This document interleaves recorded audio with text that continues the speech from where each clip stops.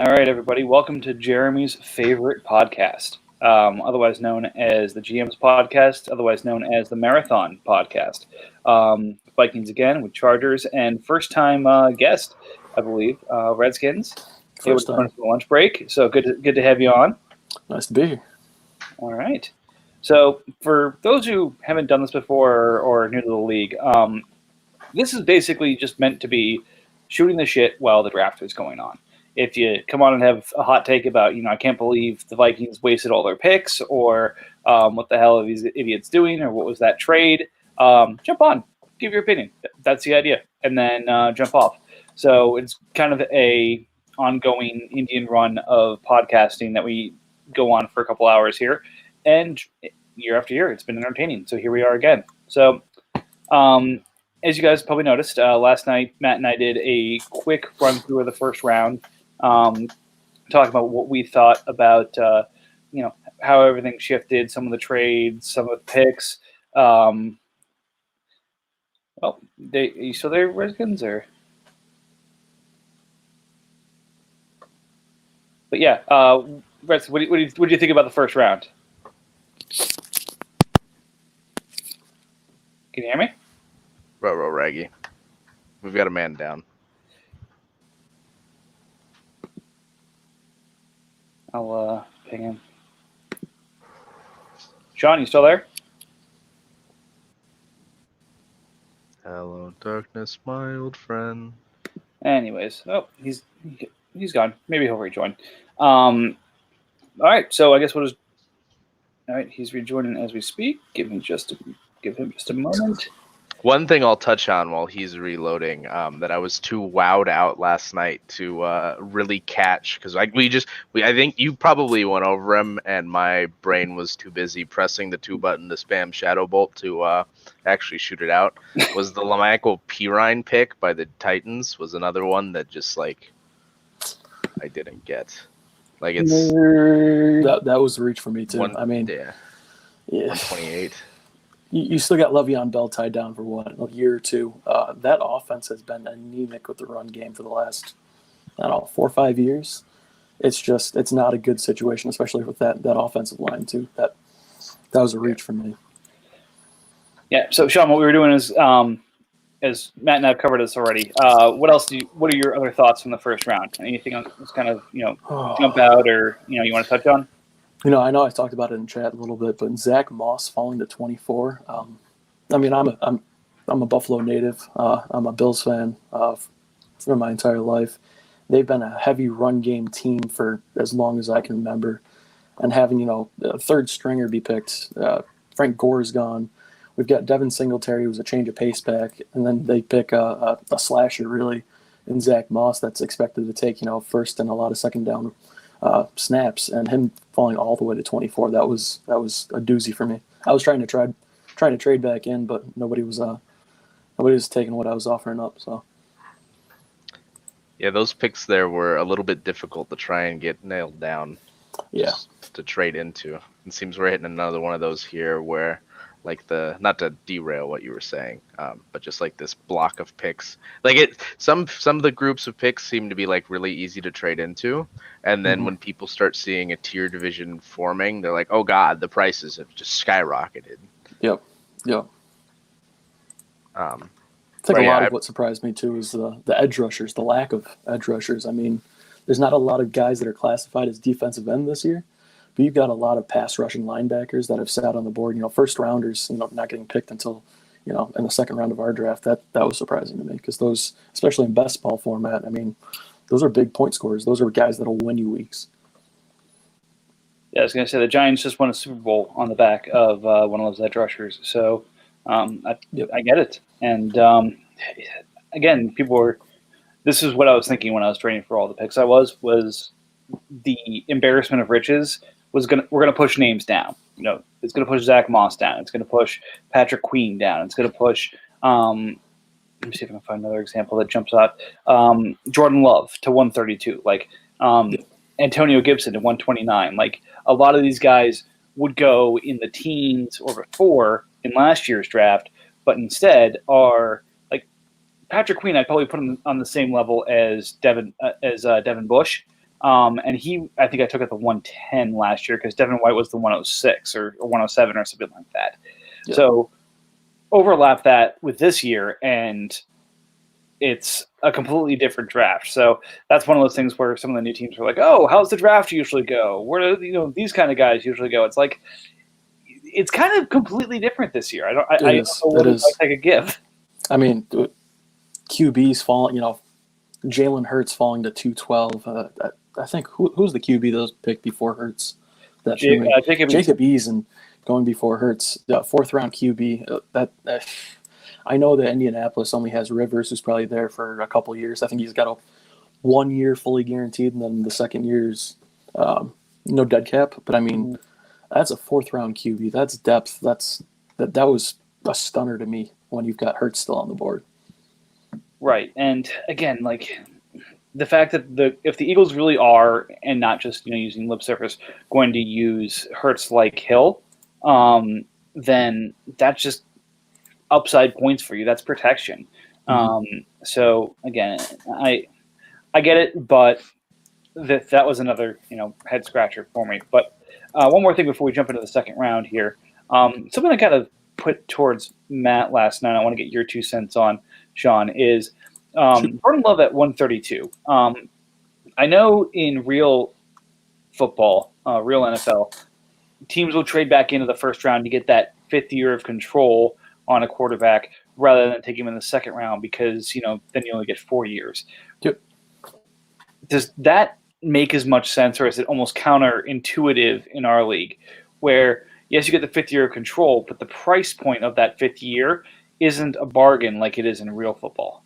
I think for me, especially, that 5th year isn't nearly as important in our league because, like you said, that price point jumps so much that, I mean, it's easier to trade up in the next draft to pick a early QB than it would be to pay that price and then try and figure out where you're going to be cutting the dollars on the rest of your roster. So right. For me, that's not nearly as important as it is in real life. Yeah, that's my thought as well. But again, it's interesting to kind of go through that. So as mentioned, we'll pick it up at 201 here. Ravens back on the board, took Joe Burrow 1st overall. And now add a receiver in Van Jefferson. Again, I mentioned this last night. The team, obviously, this is not a team that's really going to push for the NFC North, but it makes me think more towards, like I said, top 10 before the draft, maybe top 50, maybe middle of the pack at this point, because I like the defense and things are coming together. And if either Hyde or Freeman can find a home, then this is a team that could get to 200 a couple of times and pull off some upsets. Yeah. I mean, I'm not crazy about the Van Jefferson pick. I just don't really care for him. But in like the grand scheme of things, I've talked a good bit with Ravens just as like feeling out draft trades and like getting his idea of where his team's going. And he's got a pretty good head on his shoulders. I really like the Zach Bond pick, even though it's kind of like the same middle-ish pack guy. There might be other guys that have more value on the table, but when it comes to IDP, you're just getting good value here. Not to skip around too much, but I really like what Ravens has done so far with his draft, even with not making more than a couple of picks. It's like what he moved up to get. Burrow was great. And then now getting another wide receiver who I may not be high on, but he probably likes fairly well and projects to be at least serviceable. That's a good pick there, I think. Yeah, and again, at this point, nobody's going to be a clean prospect. Everyone's going to have warts in both real NFL and our league. Jefferson, I wasn't as huge a fan of, but again, that's an open spot for was last year at least a wildly well-regarded offense with Cooks gone. That's going to be targets. Now, presumably those are going to go to Josh Reynolds, but in the time Reynolds had, he didn't distinguish himself. So, is he going to get Marlon Mack? And if that's the case, is Van Jefferson the Jonathan Taylor that Marlon Mack's him? So before Marlon Mack, obviously, there was the Todd Gurley and what's his face? I'm blanking on his name. Darrell Henderson. No, not Henderson. Brown, Malcolm Brown. no, way back when Gurley got drafted, there was Trey Mason. Oh yeah. 1,000-yard rusher, seemed to have the job unlocked, was 24 years old, and then bam, here comes Gurley. So could be one of those where Van Jefferson is who they're envisioning being that third receiver on that offense. Or maybe it's going to take him a year or two, and they could give him more of a Woods replacement. But I think he'll see some targets. I think he's probably the fourth or fifth option there right now, but I like the pick. Yeah, it's not bad, especially for where Ravens' team is. It's a high upside to go from where it's at right now. John, any thoughts? For that pick, I mean, I like the player. I watched a little bit of him in college. I hate the landing spot. Looking at the Raiders, I mean, I'm sorry, the Rams. It's just that offense has been so high and low. You've got Goff, who 1 year looks like he's a perennial Pro Bowler, and the next, people are wondering why they paid him in the first place. So, I mean, it's high upside, but it's also got a really low floor for me.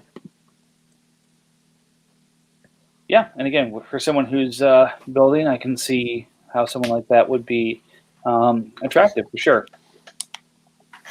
So moving to the 202, as we briefly touched on, Jacob Eason going here, 34th overall to the Titans, who has Kirk Cousins with 1 year left. So maybe he's seeing Eason as his QB of the future. Maybe he's looking at that as a 1 year and extend and get him off the rookie deal and lock him in cheap. Who knows? But again, another one of those things where I like other options better, but I can't fault him if he's saying I need a quarterback who I think is going to step in next year. Because unless he gets traded, I don't see Hurts being that guy, but it's possible. For me, this pick, this one bothered me. If I'm looking at the Titans roster, I mean, it's so his defense. He's got three linebackers and Dylan Cole, Rashawn Gary, and Reggie Ragland. Ragland hasn't done anything spectacular since he was drafted. Dylan Cole, he's looking a little more upside this year, but still nothing much. And then you got Rashawn Gary, who's a pass rusher who was unspectacular with Green Bay, who has a lot of competition at the pass rushing linebacker this year. I mean, he's got one defensive end rostered, and he's got nobody at safety except for Jeremy Chin, who he just drafted. He's got Jonathan Abram, who I'm also not a fan of. He's got so many IDP needs that I thought this was a real stretch, especially when you're picking Eason. You're picking a fourth-round quarterback who, if you look at the history of fourth-round quarterbacks, it's not good. It's not good at all. It's a wasted pick. Yeah.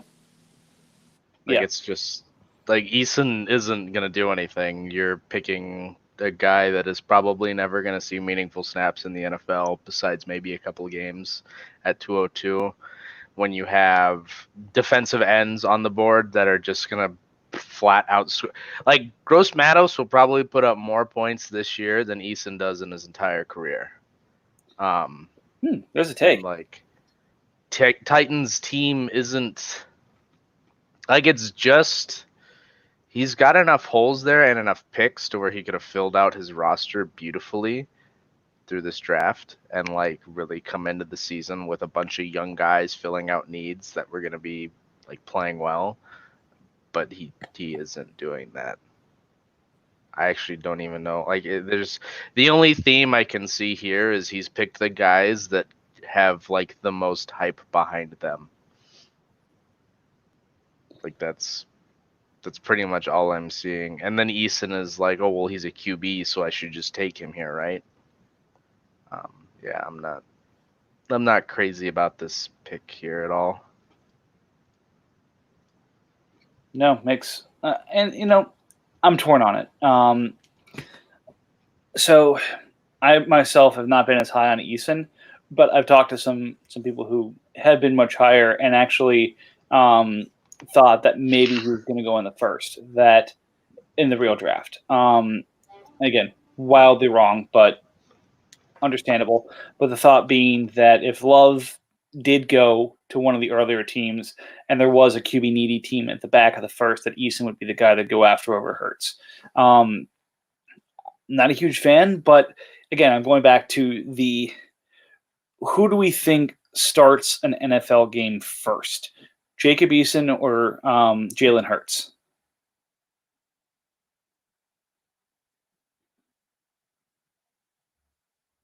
For me, it's got to be Hurts. I mean, that QB situation over there is a mess. You can't keep anybody healthy. Yeah. And I think he's going to end up slotting in because I see Carson Wentz just being a perennial, Sam Bradford at this point because he's got all the talent in the world. He's got a lot of weapons around him, but he just can't stay healthy. And it's killing his team's playoff chances. I think after this year with another injury, they're going to start looking elsewhere, which would be Hurts. Yep. No. So, I mean, that said, I would have preferred Hurts here, but I understand why he went Eason, I guess. I would say that, yes, Hurts probably starts before Eason, but who has the better chance of coming into 21 as the starter for their team?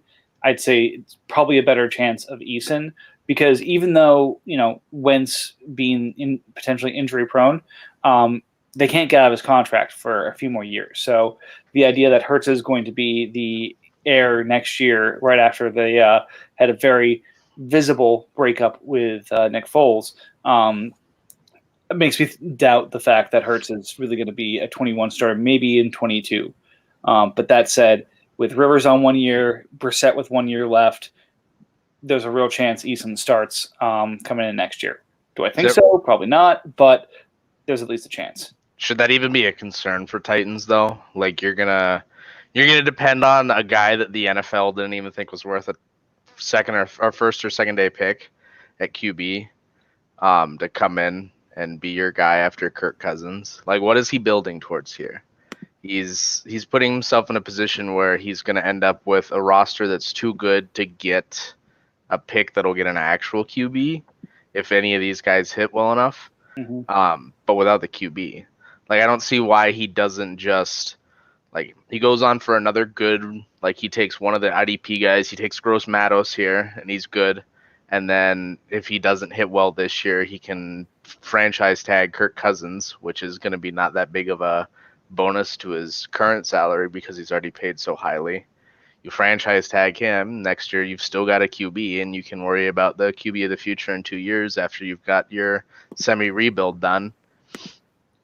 And then you're sitting on I'm trying to think, what this could be because let's see, Cousins is the 11th highest paid quarterback right now. Mm-hmm. So franchising him would again add to it, but I think it'd add if they first round tagged him, it'd be like $3 million. Yeah, so like that's nothing. And that was the thing, like rebuilds. I think in our league, unless you're really good or really lucky, take 2 years.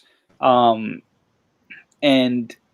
I think he had the pieces, but this was the first year of his rebuild because he had all the picks for it to be able to set the groundwork, see who hits, and then supplement it in next year's draft. So I think when all this is done, if we get bored and need some content, maybe we redraft the Titans team and what that looks like based off of where his picks were. But either way, it's I think we've said it before. It's not something we would have done, but at least I can kind of see how he was coming at it.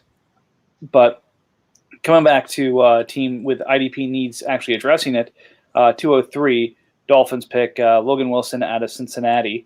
Not sure whether this is my top linebacker on the board at this point, but he was definitely at the top of the ADP of MFL. So, I guess that's one way to make the decision, but I think he was the 301 in the draft. 203 in ours, but I think the 301 in the real draft. Yep. And I've seen a lot of good talk about Logan Wilson. I'm not crazy about him. He seems to be one of those guys where people see landing spot and they kind of just freak out about it. Yeah. But I think it's a fine pick, especially just based off consensus rankings. People tend to like him. Hey, we've got Jackson. Oh my God, he's alive. How's it going? Welcome. We're struggling to get in here, but good to be here. Nice to meet you guys. Awesome. Pulling it up. Good to do, So I man. have Welcome both on either aboard. side, so I can look at my roster, look at the rosters. I was actually just tuning in here, and how I probably got finessed by the Bears, but we'll have to see how that plays out. I never trusted it. Whenever I see you guys, anyone who talks a lot in the group message, I know they know what they're doing quite a bit, and I'm just like, this is the wrong guy to be accepting offers from, but we had to do something down here in Jacksonville. Well, look, and I said it last night, and the Bears has made no secret of the fact, and will tell me 4 or 5 more times and mention this in group chat as well, beyond the fact that he lives rent free in my head in this league. All of this is based off of the fact that I gave him Daniel Jones last year for Trent Flowers. Flowers. So as much as I'm on here saying, what are you guys thinking? I did the same thing. So It's one of those things where I felt like I was getting a rich team richer, to be honest, where that's kind of meddling with what things happen at the top of the league that will probably affect things. I think I heard Matt was talking about it. I think he's a little higher in Ruggs than I am, or just in general. The guys there, I just didn't feel like offensively I was going to be able to get anything close to what I wanted. I needed a running back. As you guys had mentioned on an earlier pod, I had nobody there. I was looking at rolling in with Zach Moss, who I do kind of like, but was going to be a brutal season there. And while to add something, I think Derrick Henry probably has at least a couple more years. I don't know what his situation, his contract was, whether they try to lock him up, but I felt like he's a good player to add to the team going forward. And I had plans to make moves like I ended up doing with my second picks to try to add some talent now, like with DJ Chark. yeah. Yeah. After the Chark move, it looks better. But at the time, that definitely was a scary trade to see you give up your first next year for it. Right, right. But you still have wiggle room to try and flesh out your roster, add guys that are more like, because realistically, and this isn't like I'm kind of on that fence of if you trade your first, like you have to go really heavy into the season. There's also like the idea you can trade your first and then just accept you're going to take a loss on that, but still get a good player back, kind of like with Henry. Because value-wise, you may end up taking like a ding on that one where like, yeah, you may not have had a running back this year, but then you come back next year and you have a top 10 pick. Top 10 pick, the yeah. running back, so now it's more like maybe you can make some moves, put that into the 20s, reduce the value you're giving back on Goose, which I think the move like with Chark has helped. Right. And then it's just really fleshing out the back end of your roster. Right. Yeah, and with Joe Schobert, I just feel like in this league, from what I'm kind of looking at, the linebacker kind of moves, like, I mean, this is my first draft, but offensive players all the first round, I definitely came in thinking I was going to have a lot more success adding talent in the second offensively than ended up happening just based on how everything pulled out. So then it feels like there could be some kind of a value in linebacker going forward in the draft in some later rounds where I can replace that Joe Schobert pick or move. Oh, most definitely. And I'll also say, we'll get to that pick in a little bit here. But yeah, we are on the 203 right now. So just as I did with Sean when he joined, I'll go ahead and give you the option here, Tyler. Anything from the first round that really jumped out to you besides your trade that you wanted to touch on, or was it kind of, hey, maybe not the same order I thought it was going to be, but all kinds. Let's go to it. 4 hours. Hold on, let me scroll over because I definitely had some thoughts. I think some of it, not to be such a rookie about it, are just things that are going to surprise me about the league as a whole on how things kind of transpire, as well as just in general things I have thoughts on. Okay, so I'm doing like this abbreviated screen. Yeah, no worries. I'm doing this on one screen now as well. I was doing it on 2, but that the other monitor's not working for me. Yeah. Okay. So yeah, I found it interesting. I think honestly, this is kind of touching on things that you guys had also mentioned earlier. I thought Keyshawn Vaughn was pretty high. I don't love him as a talent. I do see how there's like some desire to get in that Bucs offense, but I think that is a little interesting. And I was glad it was a division mate, the Titans, not to roast on his picks or anything like that. But I guess if anyone I can have a little rivalry with and come at, it'll be Titans. Yep. Yeah, the AJ Dillon definitely. Those are both, I guess, maybe he's hoping some timeline of Keyshawn is good now while AJ Dillon comes along in the future with Aaron Jones in that contract year. Notice that you are everywhere in this. I need to look back on the transaction sheet because I was so curious as that transpired of how you just had your fingerprints all along this thing. But yeah, I think you made some good picks. I'm curious on what your thoughts on what you think Brandon Ayuk does with Kyle Shanahan. I love the long arms. I love that. I love that landing spot, to be honest. And I've already moved him over to Matt because Amari Cooper. But, right. But I always take note when a team moves up for a player. Everyone likes to talk about the Shanahan pounding the table saying, I need this guy, or it's giving me flashbacks. We had him as high as CD type thing. Yeah. Right. So it's giving me flashbacks on that because he also said the same thing saying, hey, if someone took Solomon Thomas at 4-3, we were going to go Reuben Foster at 3. So it's giving me flashbacks to that as a Niners fan. But I was looking at it as I had N'Keal Harry, and I legitimately needed another receiver who I could expect to show up for me on a week-to-week basis. And, I ended up getting Mims, I ended up getting Chenault afterwards, but of the options there, I kind of felt, okay, who's got the easiest path towards starting? And I feel like Ayuk is basically got the easiest path to starting of any of the first-round receivers. If he's not already, you just got to push out Kendrick Bourne. Yeah. Well, I'm sorry, except for maybe Justin Jefferson. But beyond that, like Jefferson and Ayuk basically had starters leave and don't really have a, it's Kendrick Bourne he's got to get over, or Jalen Hurd he's got to get over for Ayuk, and it's BC Johnson that Jefferson's Tajay Sharp or whatever. Yeah. Or Tajay Sharp. So again, these guys are gonna start and be scoring points now. Do they have this high of a ceiling as guys like Lamb or Judy or stuff like that? Probably not. But that's a balance that I felt I needed to strike. And again, we'll do a once all said and done off-season kind of stuff here. But yeah, I definitely paid the iron price to get those picks. Feel that. Yeah, I'm trying to think after that. Sorry to interrupt. Go ahead. No, you're good. I was just saying he basically moved everything to own the entire first round. It's ridiculous. Yeah. And then that's probably the main things that stand out to me. I'm curious to hear about Antonio Gibson because truthfully, he's a player I don't know what I really see going forward with him. He's a really confusing player to me, especially in that Washington offense. But as the current owner, what did you think going into that pick? So getting that pick was, like I said last night, it got me totally off guard because I didn't think Cardinals was going to accept it. Like I had just gone off to do other things, thinking I'd come back in 2 rounds and have my picks, and then I got added for being on the clock, and I was like, oh shit, now I have to figure out who I'm taking.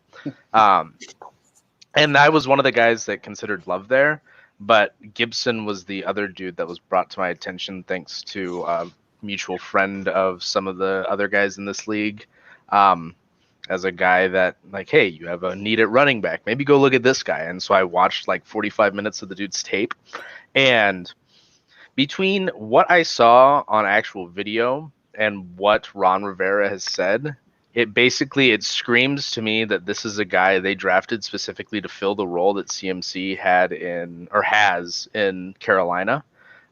Just because he's a running back that has also played time as receiver.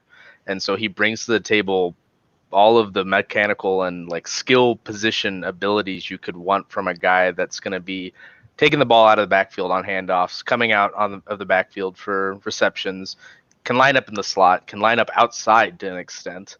And it's just a dude that the motor I saw in the videos I watched of him and the tape was just ridiculous. The dude is just going to run through people.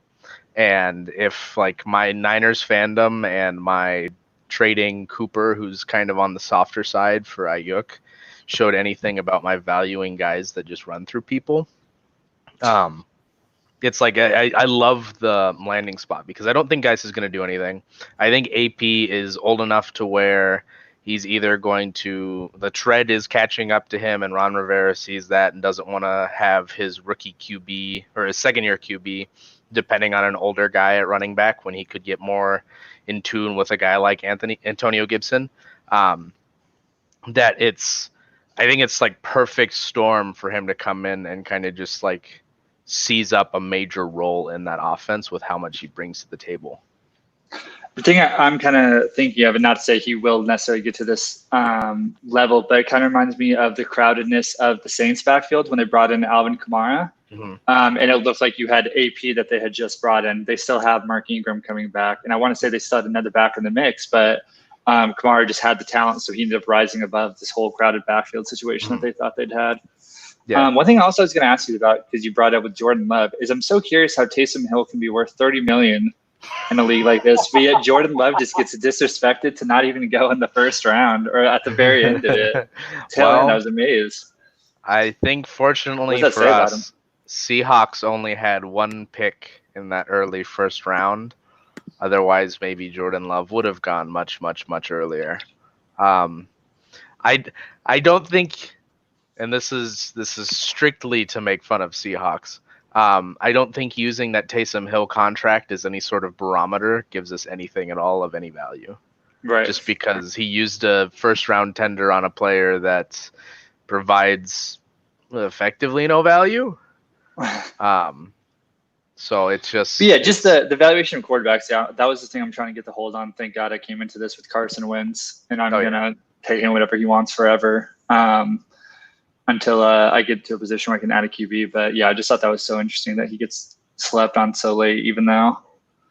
Yeah, they're weird. Like I think a lot of it is people just see like Rodgers is still there, and a rational human mind thinks, oh, this team still has Aaron Rodgers. They're not going to use Jordan Love. Like, what is this? I'm not going to take a QB who I don't know what team he's going to be on in 2 years after the Packers move on from him because they still have Aaron Rodgers. Mhm. But at the same time, it's like maybe Matt LaFleur and their GM aren't completely rational human beings, and they drafted Jordan Love with the plan of moving on from Aaron Rodgers in 2 years, kind of like how Aaron Rodgers came into the league behind Brett Favre, and then Brett Favre moved on to continue playing. And it's things get weird with QBs in this league. Like I've talked with Mike on the pod and off the pod about Teddy Bridgewater. Like, I personally don't think Teddy Bridgewater should ever sniff $33 million, but because he is a QB that hit free agency, he's going to make a butt ton of money. The Taysom Hill one makes zero sense at all, but like, I think any QB that actually has a starting job that hits free agency, like I can't even imagine what Patrick Mahomes or Lamar Jackson would make if either of those guys ever hit free agency. Like, it would just be insane amount of money. Like Cam Newton's sitting on $39 million, and he was effectively what Lamar is, but old when he was signed. So QBs in this league are weird. Weird. Yeah, just seeing Jake Eason and Jordan Love 2 picks apart is hilarious to me, just about. But yeah, I'll let you guys keep proceeding. I feel like I kind of hijacked the whole thing, talking about just random things I thought was interesting. But you're good. You gave me time to cut my pizza.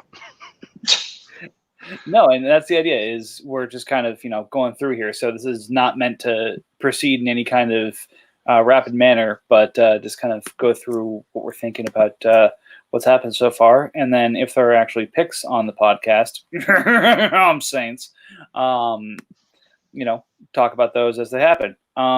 Anyway, so we were talking about Logan Wilson going to the Dolphins, and again, the offense for Dolphins has looked good and I think highly rated, but definitely needed some pieces here.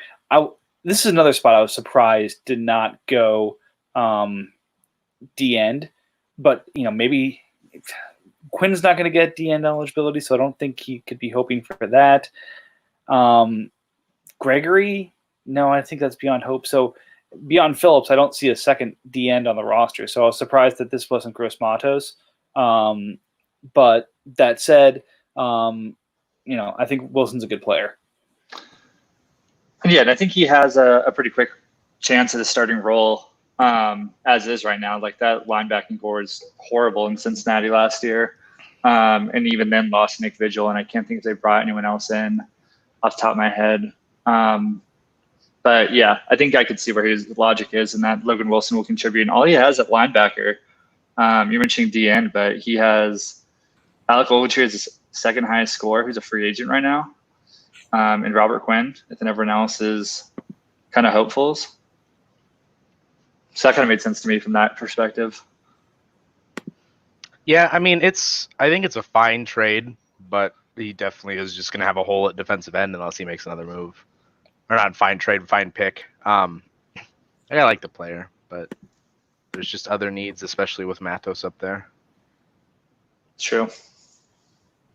Yeah, I mean, it seems tough in this league to get DN talent just based on how many people, like the 3-4 outside linebackers that all get slotted into that linebacker spot. I have that same issue with Khalil Mack and Matt Judon going. But just finding true DNs to fill those spots for you seems tough. It's difficult. I think it's the hardest position in the league to actually fill out. Like tight end is harder because there's fewer of them, but like you can survive. Excuse me, with a second or a tight end 2 or 3 in a league like this, just because the gap of scoring isn't going to be that high. But once you get a low end defensive end and then another either gap at the position or just another even lower end defensive end, it makes things a lot harder unless you just go like, if you load up on DEs, like you're fine to an extent because hopefully a guy pops every couple of weeks and you kind of cover it well enough.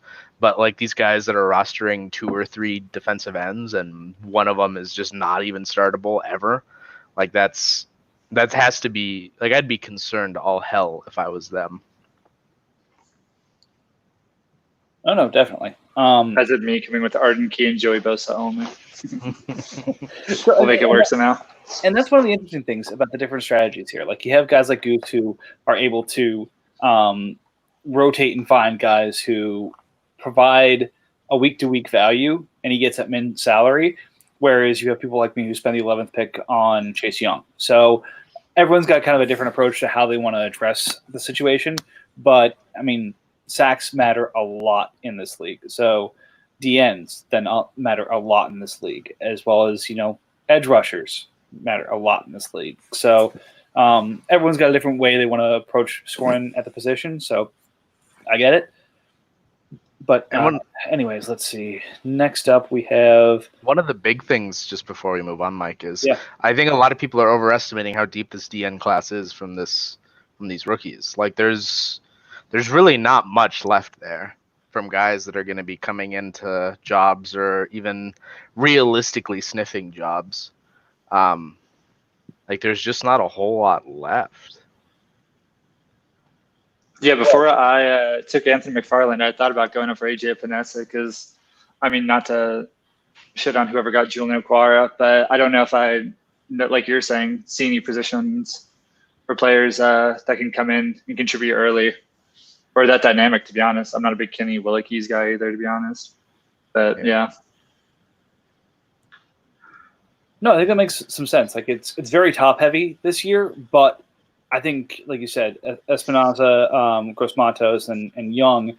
And then I'm not sure what happens with Chasen, whether he's actually going to line up outside or if that's temporary to have him start because they haven't moved Ogakwe yet.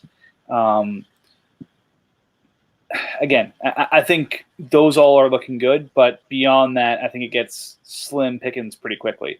I think until you find whatever the Max Crosby is going to be.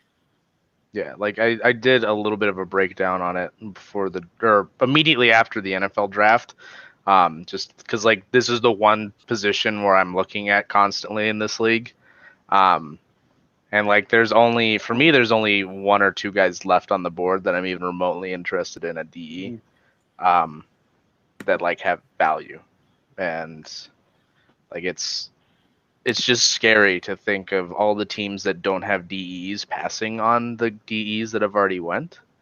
But maybe I'm not as smart as I think I am. So depends who you ask. Anyways, let me go ahead and update. I think Xavier McKinney was the next pick.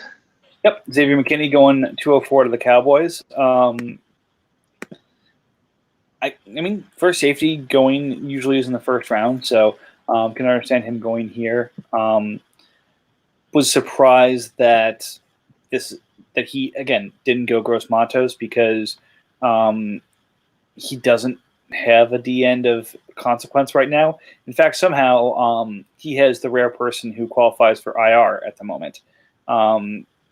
So D seemed like a need and a position needed to prioritize, so I thought this was a no-brainer. But safety, with Reed not finding a job yet, I can understand being a spot that he wanted to address as well. So Not the easiest thing to make the decision between, but again, if Reed finds a job, then he's going to wish he had Gross Matos.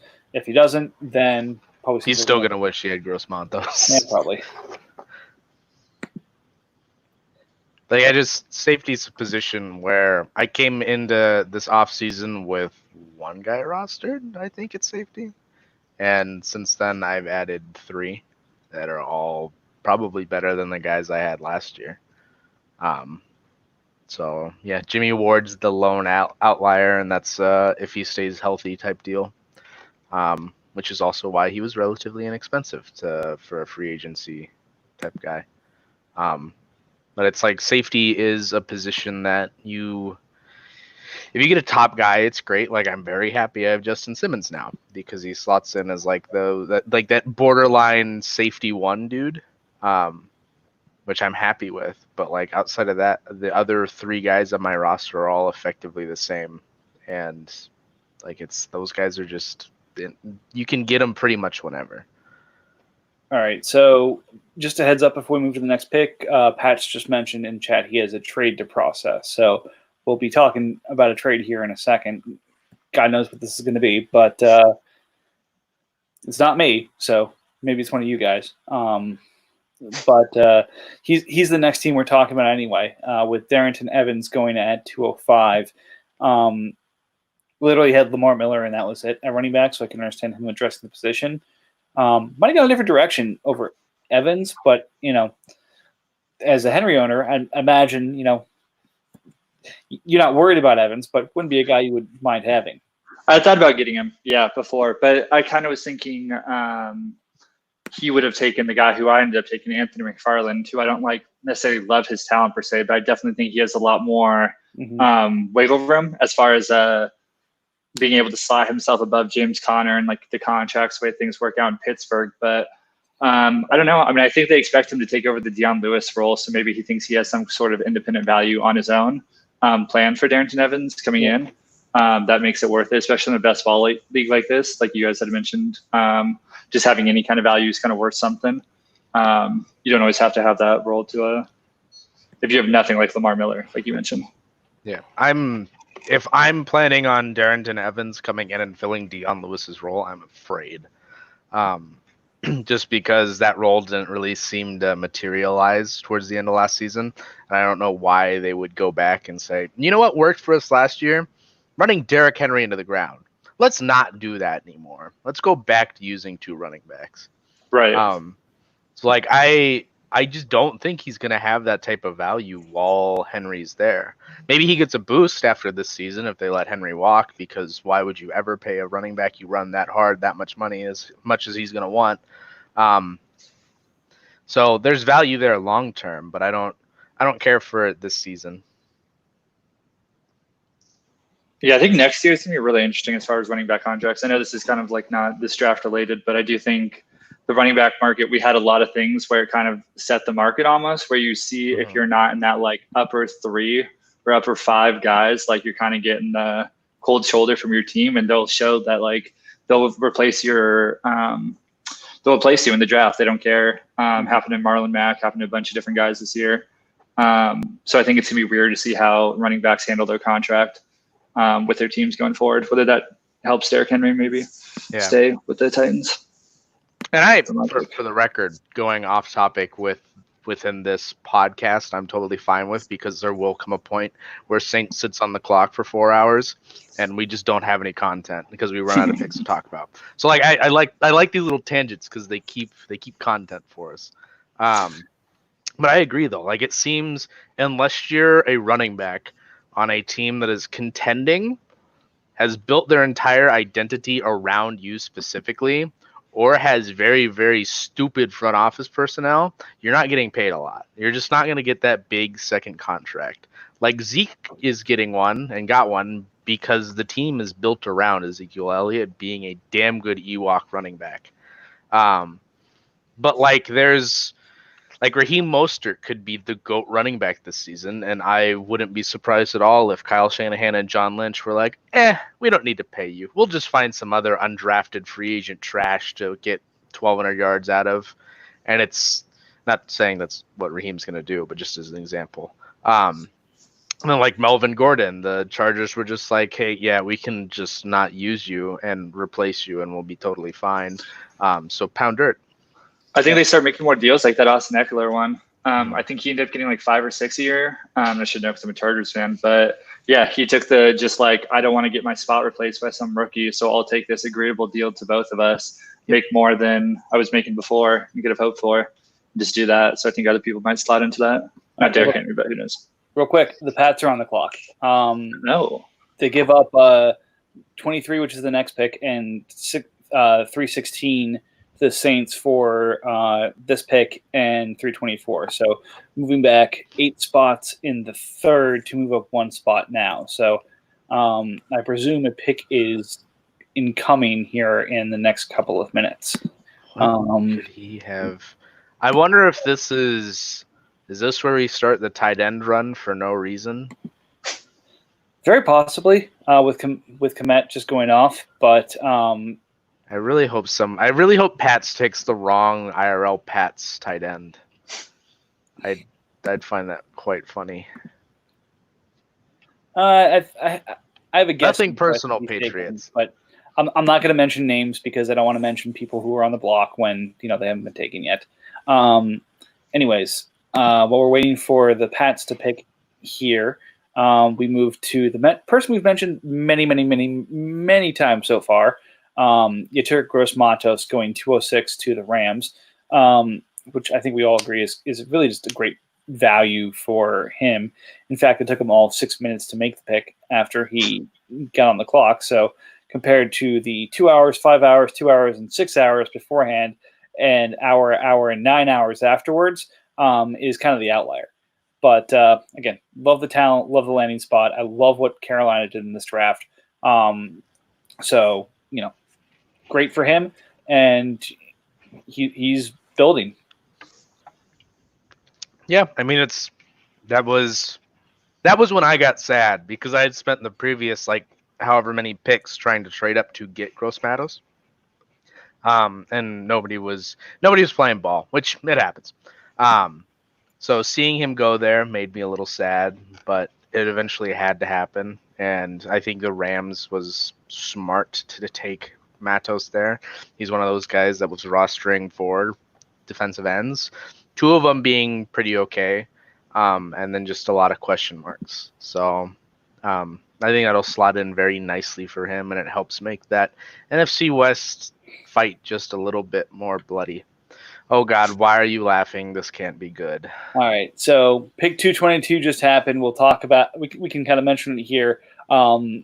With the 22nd pick in the second round, the New England Patriots, after trading up with the New Orleans Saints, select Antoine Winfield, safety, Tampa Bay, with the comment, had to get that Buckeye Legends kid. So the well-known Ohio State preference in New England continues, even though Winfield himself, I think, went to Minnesota. Obviously, bloodlines back to Winfield in Ohio State, and adds a safety. So we'll talk about that as we get to that pick, but that's what happened with the trade up. So the Saints are back on the clock, and we'll go from there. But in terms of Gross-Matos, yeah, I think great pick, great value, and again, there's a reason that he was able to just kind of race to the podium. Yeah, I agree. I like what Carolina did with their defense this draft. I think YGM has a good potential to step in. Yep. I don't know. What do you guys think? He's a 8 sack plus guy a year? Too generous, too low? I'm bad at picking those numbers. I think he's going to be good, is what I will say. So here's my thought process here. So it's Brian Burns on the other side, and now Matos on the other, and then they put Derek Brown in the middle. I'm forgetting who they also, I think, signed. Was it Weatherly from Minnesota? So they've got a pretty good rotation there, and Matos doesn't necessarily have to come in immediately. But I think that pass rush is going to be much better than it was. I think they probably still have some work to do at that second level. But I think they really, by focusing on the defense, give the offense time to figure out who sticks around and figure out if they need a quarterback next year. Because the Teddy deal in real life, I think, was a prove it deal, because they can easily get out of it if he's garbage and pick their quarterback next year, or if he succeeds, he gets paid like a real life starter. So again, I think the GM did a good job with that signing. But and again, obviously, as the current Teddy owner, I'm maybe a little bit biased, but I like everything about how they approach this draft. They're locking down the defense. They're fixing the side of the ball that the coach isn't the expert on, so that he can focus on the guys he needs on his side of the ball. Yeah, I mean, this reminds me a lot of the Niners, where it's you develop the defense, you establish the defense, and now we see that now that we have a top 5, top 2, top whatever defense in the league, the focus is getting the offense up to that same par. And I think that's probably going to be the same type of idea that the Panthers go through, where they come in, they got their new head coach, they know he's going to develop a good offense, they know that he's not necessarily going to need all the perfect pieces to do so, that he can get those later, so they grab defense now, build that up. Once they get that in a position where you can just be like, hey, we're going to smack you in the mouth with defense and run game, that's when you that's when you start plugging offensive pieces into your offense via the draft for your new shiny head coach to play with. Yeah, truthfully, Go ahead.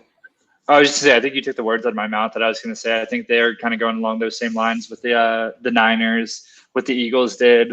If you talk to me for any amount of time about football, you hear me just slam how every team that's building the D-line is doing the right thing. After watching you guys this year in the playoff run, I think controlling the D-line is where it's at right now in football. And I think the Panthers did a good job to go do that, because you saw how much of an impact they had for 3 quarters against even Patrick Mahomes. And what many people thought was a really solid D-line, to have the amount of rotational talent they did on the D-line. Yeah, I would agree. All right, I hate talking about this team next, but it's me. So I move up with Raiders to take Joshua Kelly from the Chargers. And again, the question I'm sure everyone's asking is, okay, you move up and you just missed on Gross Matos, who, you know, you're writing a love poem to in this podcast. So really, you moved up for another running back after you grabbed Dobbins and Taylor already? And the answer is yes, and I have Saquon, because I know myself, and I know that I think I still have holes, and I'm going to address those holes in trades, and running back is probably going to be the piece that I move. So with that being known, I want to make sure that between Damian Harris and now Josh Kelly, I have somebody who could be that, second running back or the third running back out of nowhere who provides a weekly point total for me if I have to move one of my big 3. So that's my thought process there and why I moved up. And frankly, I expected the running back run to happen right here, because I think, with Titans, it seemed like he was going to pound running back religiously. Cowboys having traded away, getting with Cam Akers and Darrell Henderson, and not knowing exactly what he was doing, thought he might go running back, and then Steelers really needing a running back. Didn't think there was any chance of him falling much further. So I like him. I think he replaces the Melvin Gordon role. I don't think he's Melvin Gordon, but I think he has the speed and the ability to be a kind of a good complement with Eckler there. And I think he's talented enough to beat out Justin Jackson. Good. Sure. Yeah, honestly, as a Chargers fan, I had mentioned, I thought it was a really weird pick for at this time. I was kind of blown away in the 4th round. We opened up with that with some of the guys that were on the board. But as you're saying, I think they do have some pretty big plans for him if they're going to make that selection there. So I think they do plan on using him as the power back. Might get some goal line carries. We had a huge struggle at the goal line, even with Melvin, for quite a while. So I definitely can see why they're trying to shake it up, I guess, if that makes sense. I thought it was a good pick, to be honest. I really like Josh Kelly as far as value in this, just based on how the Chargers have kind of signaled how they plan on using him. Yeah, I mean, as an Eckler owner and fanboy, like It doesn't bother me at all. I think he has a defined role there, and I think he'll be fine with it. But I'm very confident my little man will continue to receive all of the pass catches forever at running back in Los Angeles. Right. And again, I'm trying to kind of set that floor. Like I expect Kelly's going to get. I don't know. I'm thinking Kelly's going to get, or maybe hoping Kelly's going to get, 12 to 18 touches a game, a lot in the running game, and that's going to be a floor on a weekly basis of 8 to 10 points. So having that floor with everything else and everyone else being in kind of a timeshare right now, and of course Kelly being one as well, just I wanted to make sure I locked that in case one of my other big guys move. If you look at our offense for the first 3 games or so before Melvin had came back last year, our running backs, just even using Eckler and Justin Jackson, it seemed like we almost flowed better that way.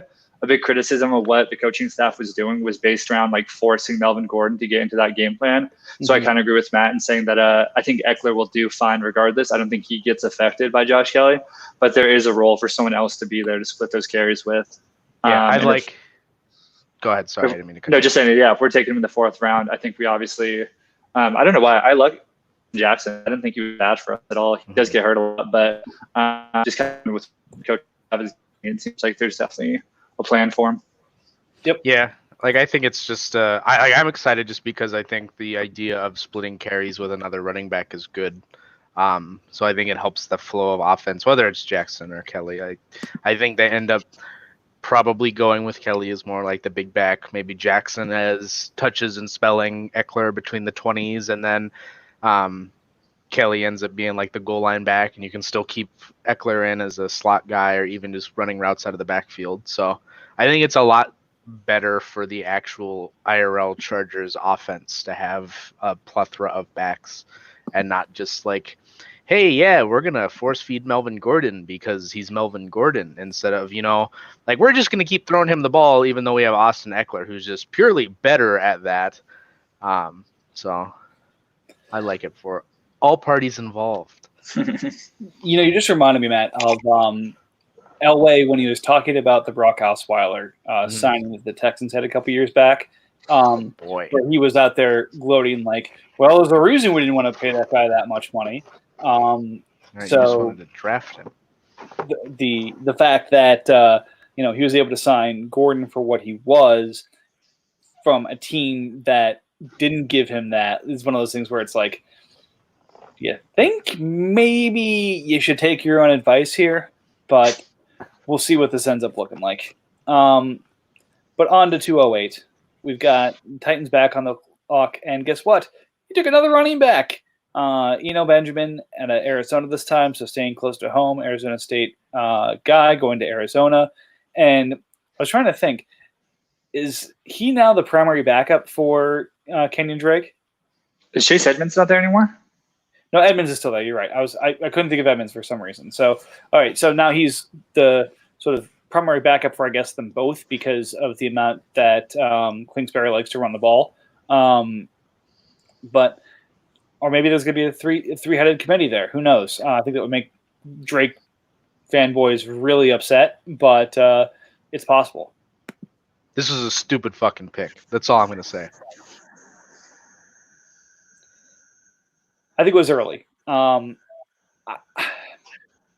torn on Benjamin. I hate his film. I like his measurables. I'm okay with the landing spot, but I don't see a path to great for him. Like, so for example, Kelly the pick before. If Eckler misses games, I see the potential with Kelly's athleticism of actually taking over that backfield for a period of time. I don't think that's what's going to happen because, that would be a big issue to have Eckler miss that amount of time. But I see a path to that. I don't think Benjamin has the gumption or the athleticism to really take the backfield from Drake, who they're trying to sign long-term, or Edmonds, who I think is just kind of a better football player than him. He's a bad running back in a bad position. That was a 7th round pick.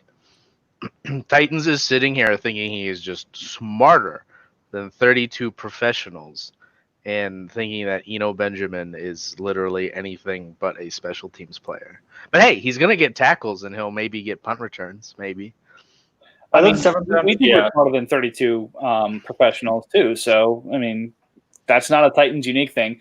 How he's using it, sure, but maybe not 32, Yeah. maybe 20. Nothing Maybe. weird after the Chase Edmonds breakout kind of thing that had happened last year, where he was looking really good for a couple weeks, as opposed to, not to just say that's because I'm talking to you, but if you're looking at the Chargers situation, who does still have Justin Jackson, who didn't really ever look like he could be the guy filling in. And then you got Arizona, who had Kenyon, and when he wasn't playing Chase Edmonds, who did look like it. It seems really weird right after to kind of be like, hey, like this guy's going to supersede Edmonds and then be the guy who fills in once Kenyon Drake needs to be spelled. That seemed kind of unusual to me, especially a 7th round flyer like that. And Kingsbury offenses aren't ones that are going to be utilizing a bunch of running backs. Like, I'm the Texas Tech alum. I've followed Kingsbury for the past 6 years or however fucking long it's been since he was at Tech, or since he started at Tech. That's not an offense that's going to utilize 3 running backs. Like, it's just not. Like, it's one of those running backs will have to quite literally die from a football perspective for this dude to actually see like a sniffing chance at meaningful carries, besides the occasional like, hey, Edmonds doesn't fit this package well and Drake's tired. Why don't you go out there and pass block once? Yeah. So, but again, As a guy that was waiting for a running back, I loved it. That's all I can say. someone took running back and it wasn't the running back that you were hoping for. So, completely understand. Next up, we have Malik Harrison going to the Cowboys. Baltimore linebacker. We had obviously Queen go at the back end of the first round. Here early in the second, Malik goes. I think it's one of those where I can understand getting the player, but anyone who understands how this defense is played wouldn't pay up for this guy. Because in a 3-4, there's a Mike and a Ted. The Ted usually is the guy who has to wipe out the blocker so that the Mike can make the tackle. Harrison screams Ted to me. And that's not the guy you want in an IDP league. What you want is the Mike who's going to rack up 100 and 120 tackles for you and just carry you. Think about, the 49ers when it was Willis and Bowman. Bowman was the Ted and was kind of lower on the tackle numbers until Willis walked away, and then all of a sudden Bowman makes a huge jump in IDP circles. So from that perspective, there's potential, but when both players are taken in the same draft, there's no heir apparent kind of thing. Like Malik has to jump Queen, and I don't think he can do that. So I see it. I think he's going to have a couple of games because of the position he's in the defense he's on. But again, I would have gone rush linebacker before I went a Ted linebacker. Yep. Yeah, pretty much agree with everything. Player I like in real life a ton, but I don't know if he makes a lot of sense in this situation. But I think he's a great player, though, for the Ravens. It'll be nice. And I also kind of don't get passing on Brooks there for Harrison. Like, they're effectively in the same situation where there's a better linebacker ahead of them. But with Brooks, at least you've got, like, the idea of the guy ahead of him is old in Wagner. And he just got drafted in the first round by that team, so they've got at least some stock in him. And I trust the Seahawks, as much as this pains me to say, that, like, I trust them to draft linebackers more than I trust them to draft defensive end or anything like that. Yep. All right. So speaking of Brooks, that's the next pick. So Steelers coming on the clock and taking Jordan Brooks, linebacker from Seattle, first round linebacker who, as Matt mentioned, the Seahawks took in the actual first round of the real draft. Looking like a Wagner replacement, probably not this year. It's probably going to be next year before he sees the field. Again, I think good teams do that, draft a year out, unless it's a situation where they have the skills to jump it right in immediately. But I think the way that the Seattle defensive scheme relies on the linebackers to make the right reads and the right decisions. Not throwing that player into the fire in the first year is a good idea. It's kind of what the Steelers used to do a couple years back, and they'll do from time to time here. Draft a linebacker who's going to sit for a year before they have to actually do something. I think that's what's going to happen with Brooks. So I like the player. I don't see the path to starting this year, but I think next year he's going to be a real contributor. Yeah, he needs the polish, like desperately needs the polish. He's got the athletic ability to be like a very, very good linebacker in this league, but playing at Texas Tech does not provide you the intelligence and the wherewithal that can be provided and taught to you by a real defensive coaching staff. Like, it's just you don't learn to play defense at Texas Tech. You just kind of run around and hit people. This is a Big 12 with Kenneth Murray as well. I thought it was really weird how in the real life draft, those two raw linebackers were going ahead of Patrick Queen. These guys with these athletic traits that you project, but like you're saying, I think it's a down the road type pick that'll make a lot of sense. But also, I can't pretend to understand what the Seahawks do. They've remained successful for so long, but have done so many weird, questionable things. The way they've used first round picks, I'll never understand, with the LJ Collier and everything like that. But I'm sure they have a plan in mind. They took them knowing what they were going to do. Part of why they've been good for so long is because they have a fucking leprechaun of a quarterback. Yeah, he's good. He's really good. And he's a nightmare to play against twice a year. Even with a horrible O-line, I don't get how they can say they've revamped their O-line by adding like Cedric Ogbui and whatever they did do, and feel better about it. I don't know why they think that will work, but who knows? It's true. All right, moving along here. Let's see, we've got the Epinesa pick, which was good. Yep, AJ Epinesa going to Falcons, going to the Bills in real life. So Espinosa was a lot higher on my board than I thought he probably should be. So the fact he waited this long, I think, was a bit of a weird situation. But I was trying to look at depth charts, and everything I'm seeing has him backing up Hughes and everyone else for a year before he sees the field. So I think he's probably got a more instant impact than that. But that said, this is probably close to, if not the right spot for him. I think it was a little late, but you can't stop the whole draft narrative of, just going through the draft that the good teams get the good players and the not so good teams get the hype players. And it's weird, but it happens. Yep.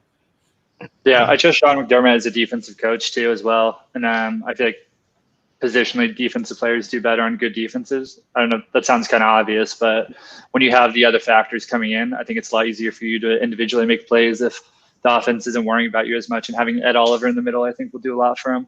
Yep. As far as pressuring go. I think the corners and secondary, they have all worked together really well there. And what's his name? Edmonds. That's speaking to two 49ers fans and me and Mike, Yeah. We've seen firsthand what exactly having a bunch of good players can do on a defense, because everyone just starts eating because, okay, you're going to double team DeForest Buckner. Okay, Eric Armstead, Nick Bosa, and Dee Ford are all coming for your head. Oh, you're going to double Nick Bosa? Okay, Eric Armstead is actually going to break you in half. So it's like breakout year, with Nick Bosa showing up. It's I would much rather have an average to good defensive player on a good defense than a great defensive player on a bad defense, because that's what you're seeing with JJ Watt now. He doesn't really have a running mate across from him, and his point totals are going down because teams just double him every time and chip him, and he's just getting the entire focus of the offense, and there's nobody else really there yet that's proven that they can perform across from him. Yeah, and I mean, I like who they took. I'm not going to say names because, although everyone knows who I'm talking about, the guy that they got for Hopkins, which is, again, fun trivia fact. Second straight year, a franchise-level wide receiver goes, and the pick that comes back for them is a D tackle, which is all sorts of fun. But I think he's going to help, but it's going to take a year, and Watt doesn't have many more years. I mean, same kind of situation where time is taking its toll. But all right, let's see. Yeah, Yeah. Fit alone makes Epinesa worth it for me, I think, just being on that Bills D. Yep. So did damn fucking Saints just trade back to sit on the clock longer? I hope so. That'd be great. Bastard.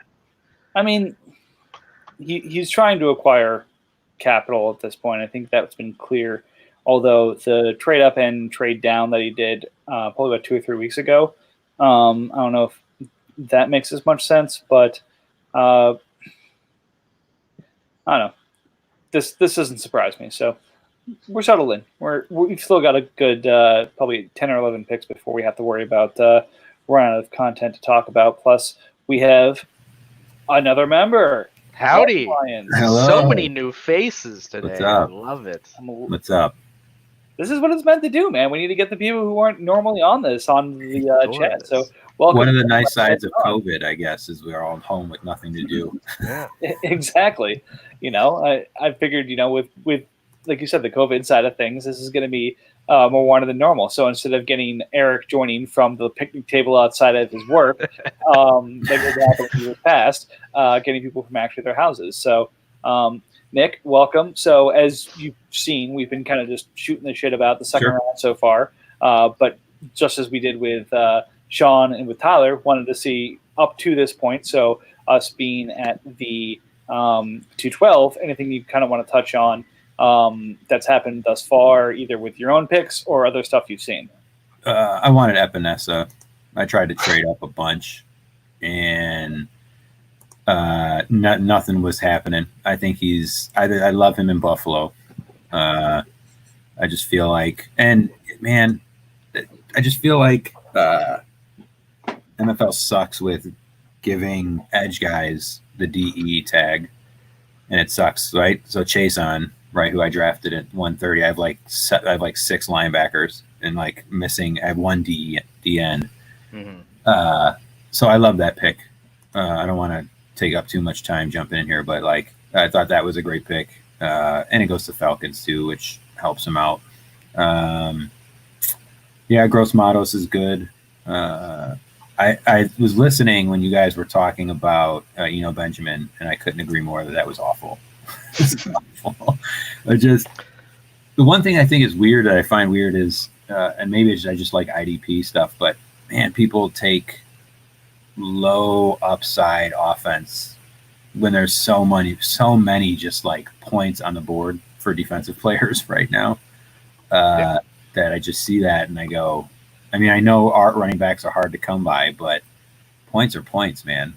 And I feel like you just passed on, take your pick of defensive players who came after that, who I think could put up a likelihood to put up.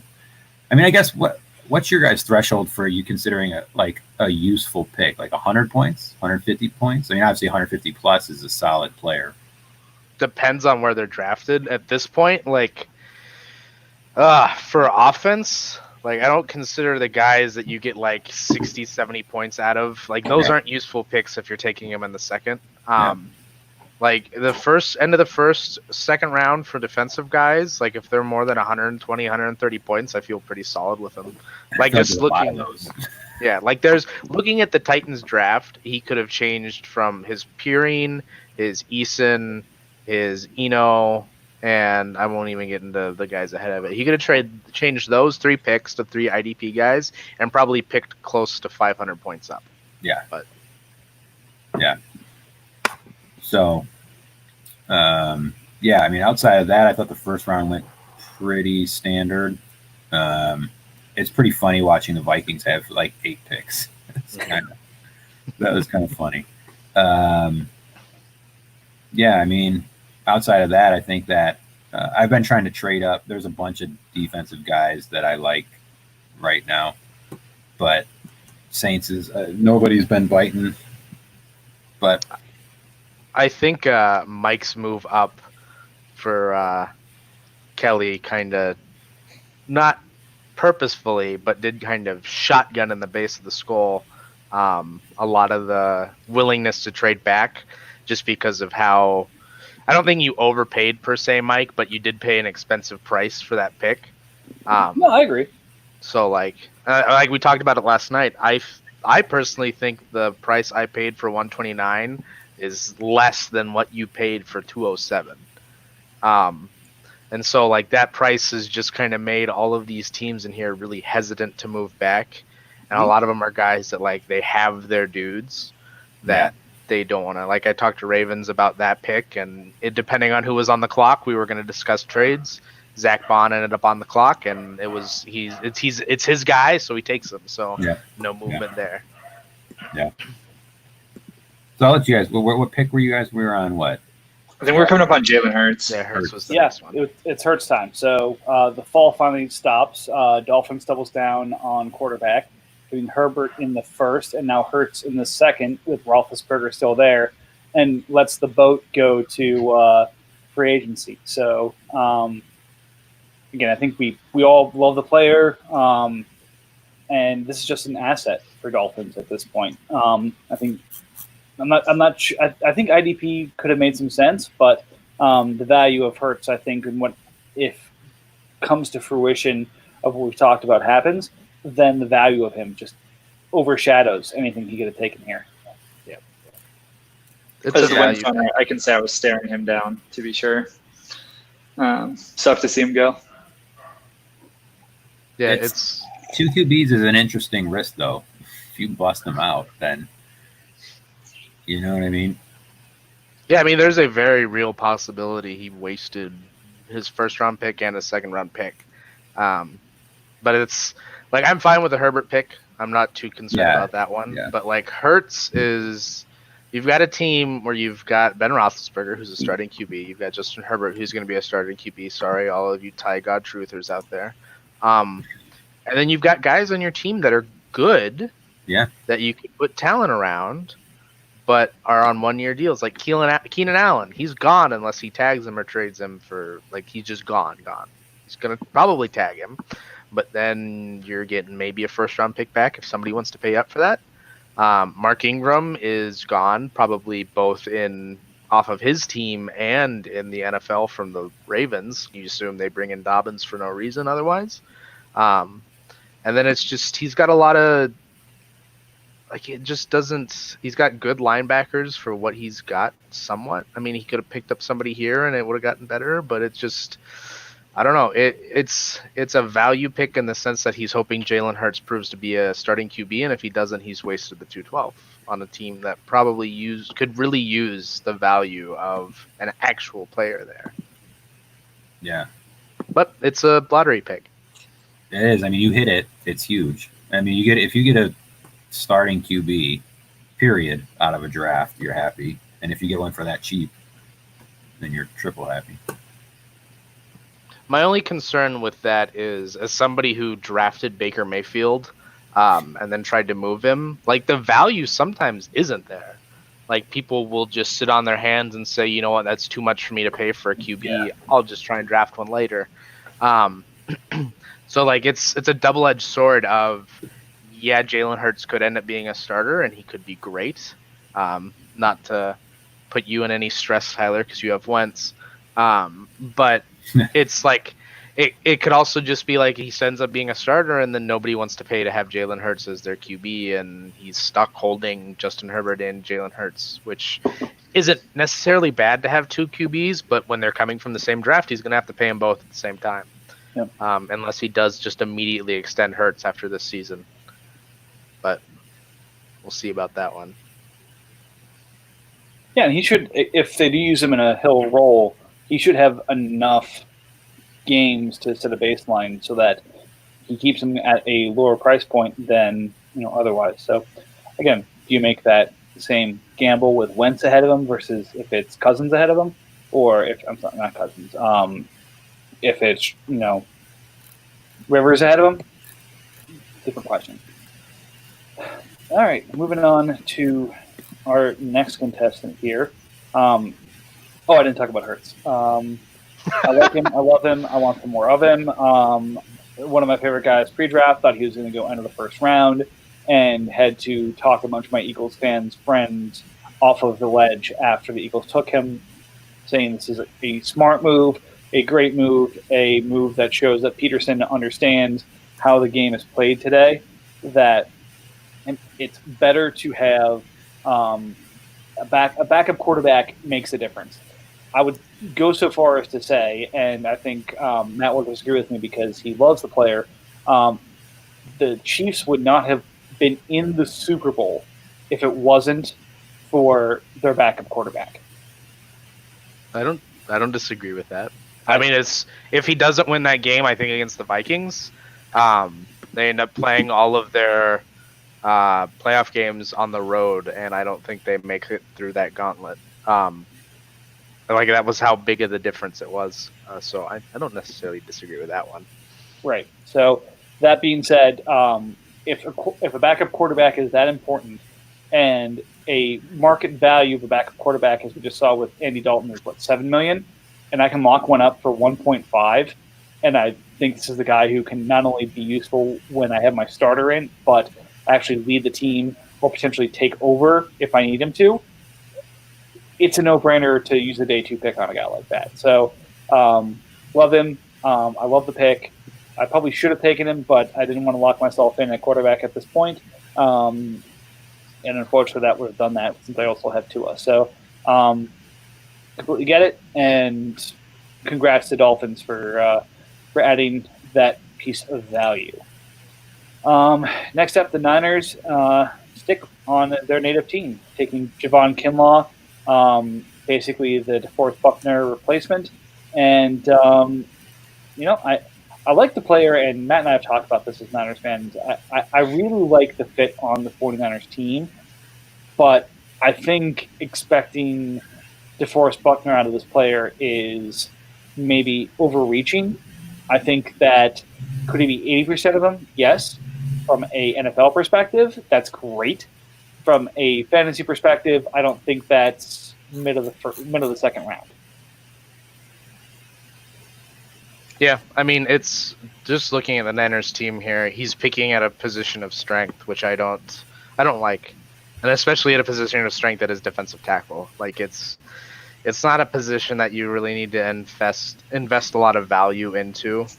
Not to say it's a bad pick, because I do like Javon, but there's other guys that I'd rather have, and there's other positions I'd rather have multiple 90+ scores at, and defensive tackle is definitely not that one. Yeah. I feel like as a team that's 8-8, that's not far off. Like, and he's like you're saying. I agree with the defensive tackle kind of idea that you got 3 90+ scorers. That I don't know how Sue's going to be, but you look at his other defensive positions, you feel like there's room for like linebacker. I don't know. I don't think he's going to be DeForest Buckner. I agree with you on that. And it's not a bad pick, but I agree with you. I feel there's other places, especially with a team that's like a kind of in the middle of the pack who could potentially kind of compete. I thought there was other things you could do.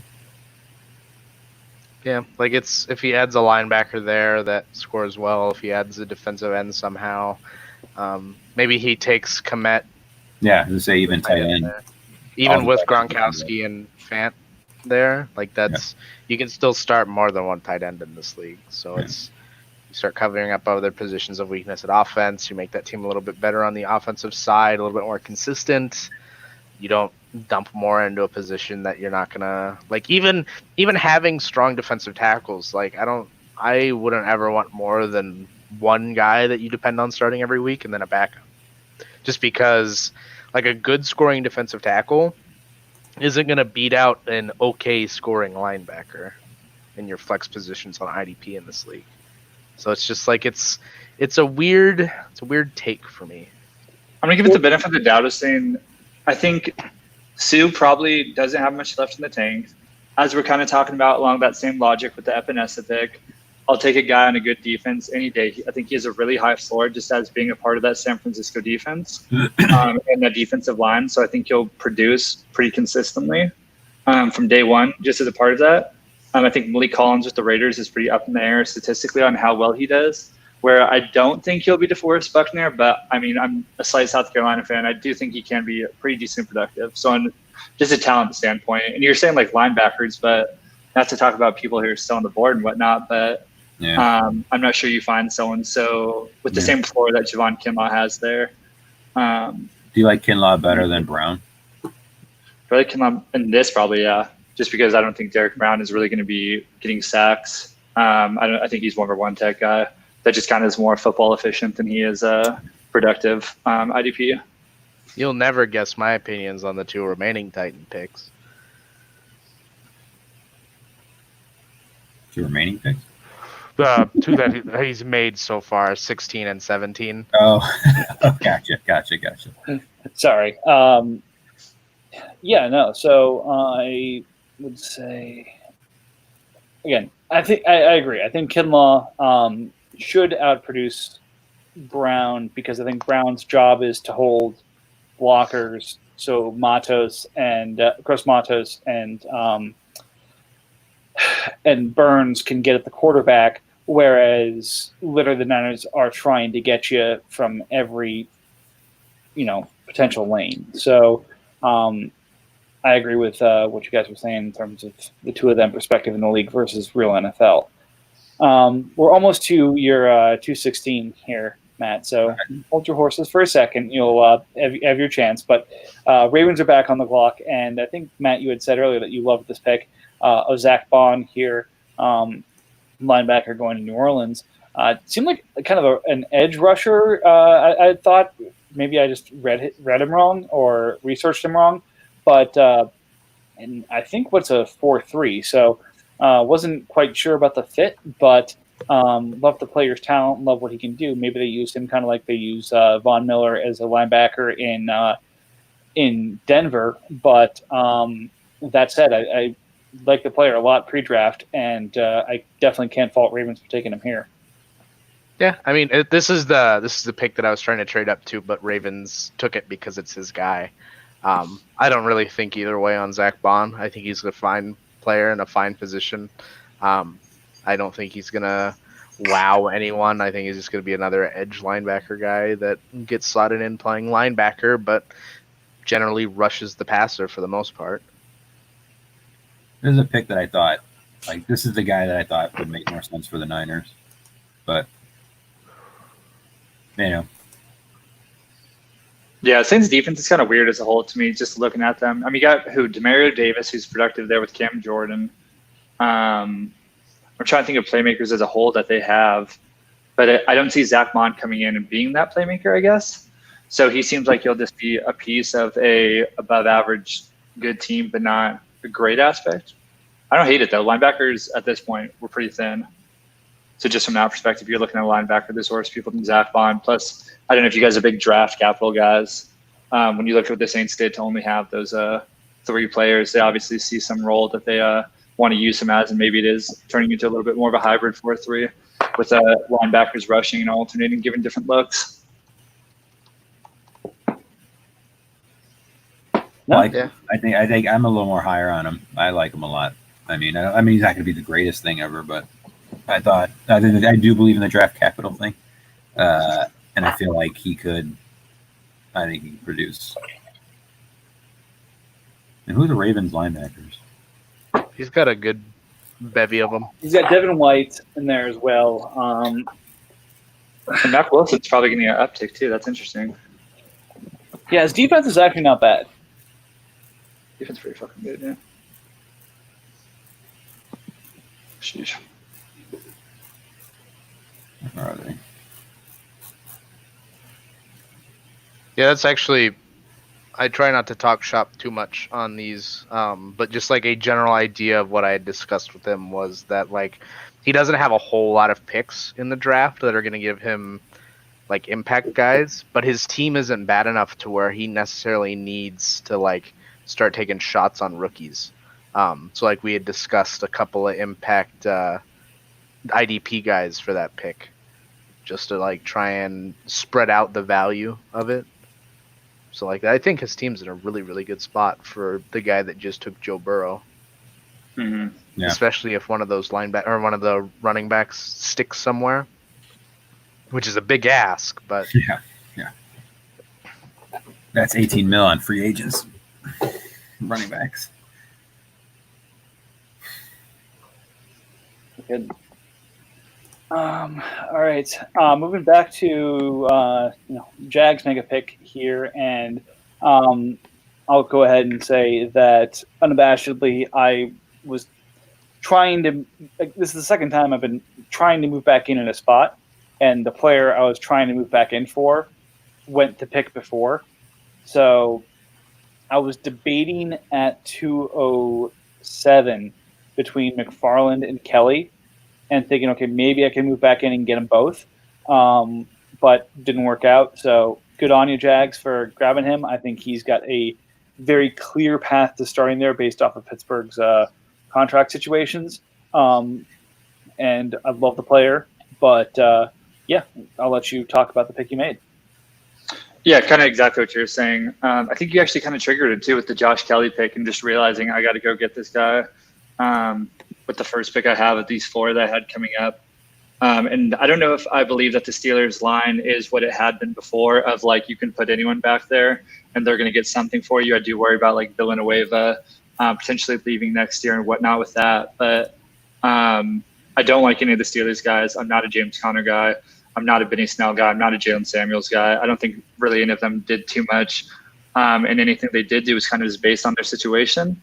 I think Anthony McFarland's explosive as soon as he gets the ball. I think he could use a little bit of refining when it comes to his run technique and everything like that as far as creating things. But he is one of the quicker guys I've ever seen this draft with getting the ball and just exploding into holes. And I think he can I think with Juju kind of struggling, I think they are kind of lacking explosiveness, and I'm hoping they see him as that addition. I like the pick a lot. Yeah. Mm-hmm. This was the other running back I was looking at 129, besides Gibson, and then I just got sold on Gibson. So I think they're similar vein players, honestly. Kind of in a crowded thing, but are probably definitively the most explosive guys. But just need that like kind of refining to their game before you can see them playing like every single game and being the guy they tried out each game. But so there's that aspect. And if you look at my needs, it was a clear-cut need. I'd made the almost desperate looking move for Derrick Henry, but had to add something else there as well. So I didn't mind him as a lottery ticket in that end. He's 100% who I would have took at 218 if he was there. 100%. So I think that's with that Steelers backfield, he's a solid pick. And same with the Gibson pick in Washington. You just look at what's there and you go, what is in front of him that it was really impressive? And you say almost nothing. Yeah. The clutter kind of worries you, but then you kind of look at the player. that was the big separating factor for me with Gibson was like Gibson was in a position where there's less talent ahead of him that has been like invested in by this team. While in Pittsburgh, like they drafted Connor, they drafted the other two guys. So they're all guys that the team has picked. While Gibson, who's less refined, I thought needed a better situation in the sense that like Ron Rivera knows what he wants to do with Gibson. But I like the actual like running back that is McFarland more, if that makes sense. Like if Ron Rivera isn't the coach in Washington, I don't think I'd ever want to touch Gibson. Even though I think he's a good player, I think he needs to be treated differently than just a running back that's fast.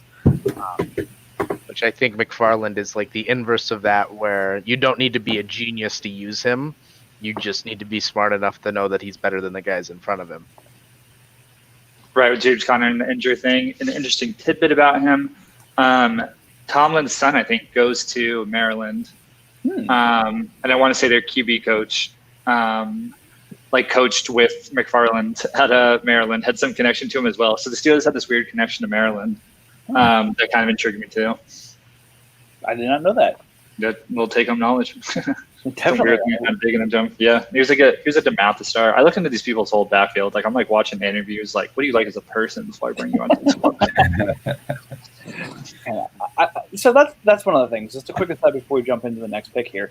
I love how the people who stick in this league take it as seriously as they do. Like they're watching tape, they're doing interviews, they're looking at analytics. Like they're actually doing the research to figure out, okay, do I go this guy over this guy? You get the couple of non-involved or the washouts who it's just too much for them or aren't as interested. But the truly sick diehards really just come into this and say, what, there's somebody that's literally going to tax me to act like one of these 32 with the big job. Not like any of us are doing the actual work to do it, but at least pretend that we are. Again, it's why it's probably my favorite league. So thanks again for you guys being here and helping to make the league what it is. Yeah. And hopefully you continue to enjoy it as much as we do. It's my favorite league that I play in. I'm in several, but it's just the depth of it. And I don't even have as much of the time as much as some other people. And I would say I'm middle of the road in terms of knowledge base of other people in this league, but it's the closest thing to like actual managing a football team that I've ever been closest to. And that's just fucking cool. So Yeah. I'm excited to get to the point where you guys seem like you're at, where you kind of have this kind of like base of knowledge of what everyone else has kind of have done and stuff like that. I think that'll get really interesting over time. Mm-hmm. Of just knowing the league as a whole, how things operate, the strategy to it. Because right now I feel like I'm kind of like swimming, and I'm loving swimming because it's fun. But I'm not necessarily the guy that's like going to start breaking down to a backstroke real quick on everyone. Yeah, I love the actual rules of this league. The only other league I may like a little bit more is I'm in a Devi league that has 28 Devis, and I own 14 of them. So that team's fun, but obviously it's basically just a hype squad. But this league is, like, rules-wise, my favorite. I wish that some of the previous owners hadn't been as stupid as they were. But you can't control that. So at the end of the day, I'm happy with the vast majority of people we have involved here. And it's pretty much cut and dry, like the guys that are involved in chat, like you guys and some of the other ones. I'm all happy that are in the league. And then the guys that aren't involved in chat, interestingly enough, are the ones that seem to be not so kosher on the point. Yeah, not up to snuff. Which I really think that's the big part of this league, is just like communicating with the other owners. Is like some teams just send out absolute shit trades. And like the part of the reason I try to communicate with people before I ever send an offer is because like I don't know what the hell people value their players at. Like it's just better to try and like I'm not gonna send what I sent one owner who thought, yeah, this is perfectly fine for my 2 whatever pick. I'm not gonna just send that to everybody in that line unless I think like, okay, I'm definitely overpaying on this, just because like that owner may have thought it was fine and another owner's like, oh, this is shit. So I think a lot of people just reach out and DM people on GroupMe, like knock knock Bucks and Saints. Or I guess old Bucks is gone, but knock knock Saints. Yeah. Like it's a good league. There's good bones. There's just a couple rotten teeth. It's It's just, even fun as well. Sorry, no, go ahead. I was gonna say, getting 32 good owners is like, if you could pull Impossible. that off, you got some magic. You know what I mean? Yeah, I think the coolest thing, I love seeing how you guys all know knowledge, have such a knowledge base, and all like want different things though. Like everyone has like such a like wealth of understanding about football, but like you can still have those different opinions on how it's best and what to do. Which I like too. Sorry to interrupt. No worries. And look, I mean, I was going to say the big issue I have right now is, Nick, you and I are saying way too many nice things about Jeremy, who's one of our division mates. So we really should start giving him some more shit here because obviously he's the one who somehow, the fact that we have 2 commissioners in our division colluding to keep us out of the playoffs, like this is a problem. I mean, you wonder why the AFC is so weak, is because we killed off our commissioner. Yeah, it's the way Moved to them do both it. to the NFC. It's the way to do it. But it is funny. It is funny. I mean, I think it's cool just speaking to the value point and people's different opinions. Like, I got killed on the Juju trade, right? The elephant in the room, right? But like, I'm so down on him. You know what I mean? Like, yeah, but it's cool to like be able to do that, make that trade, have other people think it's the most horrifying, awful deal you could make. But you just gotta, like, I don't know, trust what you think about your guys and what you think you can get. And I feel like, let's say Big Ben gets hurt and they have another shitty quarterback, and then, you know, I don't know, he had his best year with AB was still there, right? It was the last year of AB's AB, waning right. sanity. So, I mean, I could have probably shopped him around and probably got more, but I feel like that's the cool thing about this league. Is I feel like there's so many ways you could play it. You know what I mean? Like, that's always the shopping around is what I'll always hammer. Like, I'm one of those people that was very critical of the trade. Mm-hmm, of course. I don't think the trade itself is like pure shit. It's more refined shit. Yeah, a little bit of sparkles on it, you know. My thing is usually more like, you probably, like, most people that make these bad trades or like less than good trades or whatever you want to call them. Sure. They're more just like, you probably could have, like, these people probably could have gotten more if you shopped them around. I think if I put more time in, probably could have. I don't disagree with that. That comes back to, at what point does your enjoyment in the league wane from how much time you're having to put into it? Like, I've been shopping Fred Warner and Amari Cooper for weeks now. Yeah. And I didn't really get a whole lot of take back on anything outside of Mike and Eagles. So I just made the moves I made. I didn't get killed for them. I was surprised I didn't get killed for the Cooper one personally, but I guess people are just as down on Cooper as I am. There's a lot of feed in Dallas, boy. Yeah, it's like it just a lot of it comes back to, and again with the communication. Like, if everybody just, like, I got most of my football knowledge from being in a group chat of 14 dudes just constantly talking about football. Like, that is 80% of the conversation is talking about fantasy football in season and how players value and all of that. So just like immersing yourself into conversations within this group, and hopefully eventually with the GMs, commissioners approving it onto the Discord, eventually it'll resound more within the league where more people are hearing things. And like you shouldn't have had to go to each owner and be like, hey, I'm shopping Juju. It should be like, you posted in chat like, hey, I'm considering Juju's on the block, like whatever. And then active owners actively come to you with offers, and you're not having to go around and shop him. Like, it's just a weird dichotomy of things. So, all right, boys, I'm gonna take this time. I gave myself till 3:00, and I honestly didn't think I would hit that, but I got to get back to studying for some finals. Kill him. Do well tonight. So easy day for me. I just got to write an exam. You got to take them. That sucks. Yeah, almost graduated law school, so shout out that. But hey, and what's your specialty? Do you know what you're trying to focus on? Yeah, criminal prosecution. Which obviously makes me sound like a narc, but I'm chill though. I did forensic neuropsychological evaluations for the criminal courts in Chicago for 7 years. Oh wow, no way. I dealt with that. I did fitness to stand trial, competency, sanity at the time of alleged offense, really understand Miranda, all that stuff. Did like 1,500 evals in Chicago for that. You know, like Atkins and all that. Like, oh yeah. We're not a death penalty state anymore. So they dropped it the year I got there, so I never ended up doing a death penalty eval, but all that kind of stuff. So that's why I worked with a bunch of criminal prosecutors. It's a cool gig. Yeah, it's kind of like this, but just like you're standing and talking and just being like, oh, obviously love talking. That's why I jumped on this thing. But I'll let you guys get back into it. Don't roast me too hard on 229. I'll see what we do there. All right. Well, good luck, man, and enjoy the studying. We're glad you could join us. Do well. Yeah. Take care, guys. See ya. All right. Moving back to it. So we're to Matt's two favorite picks of the draft so far, 216 and 217, going to the Titans.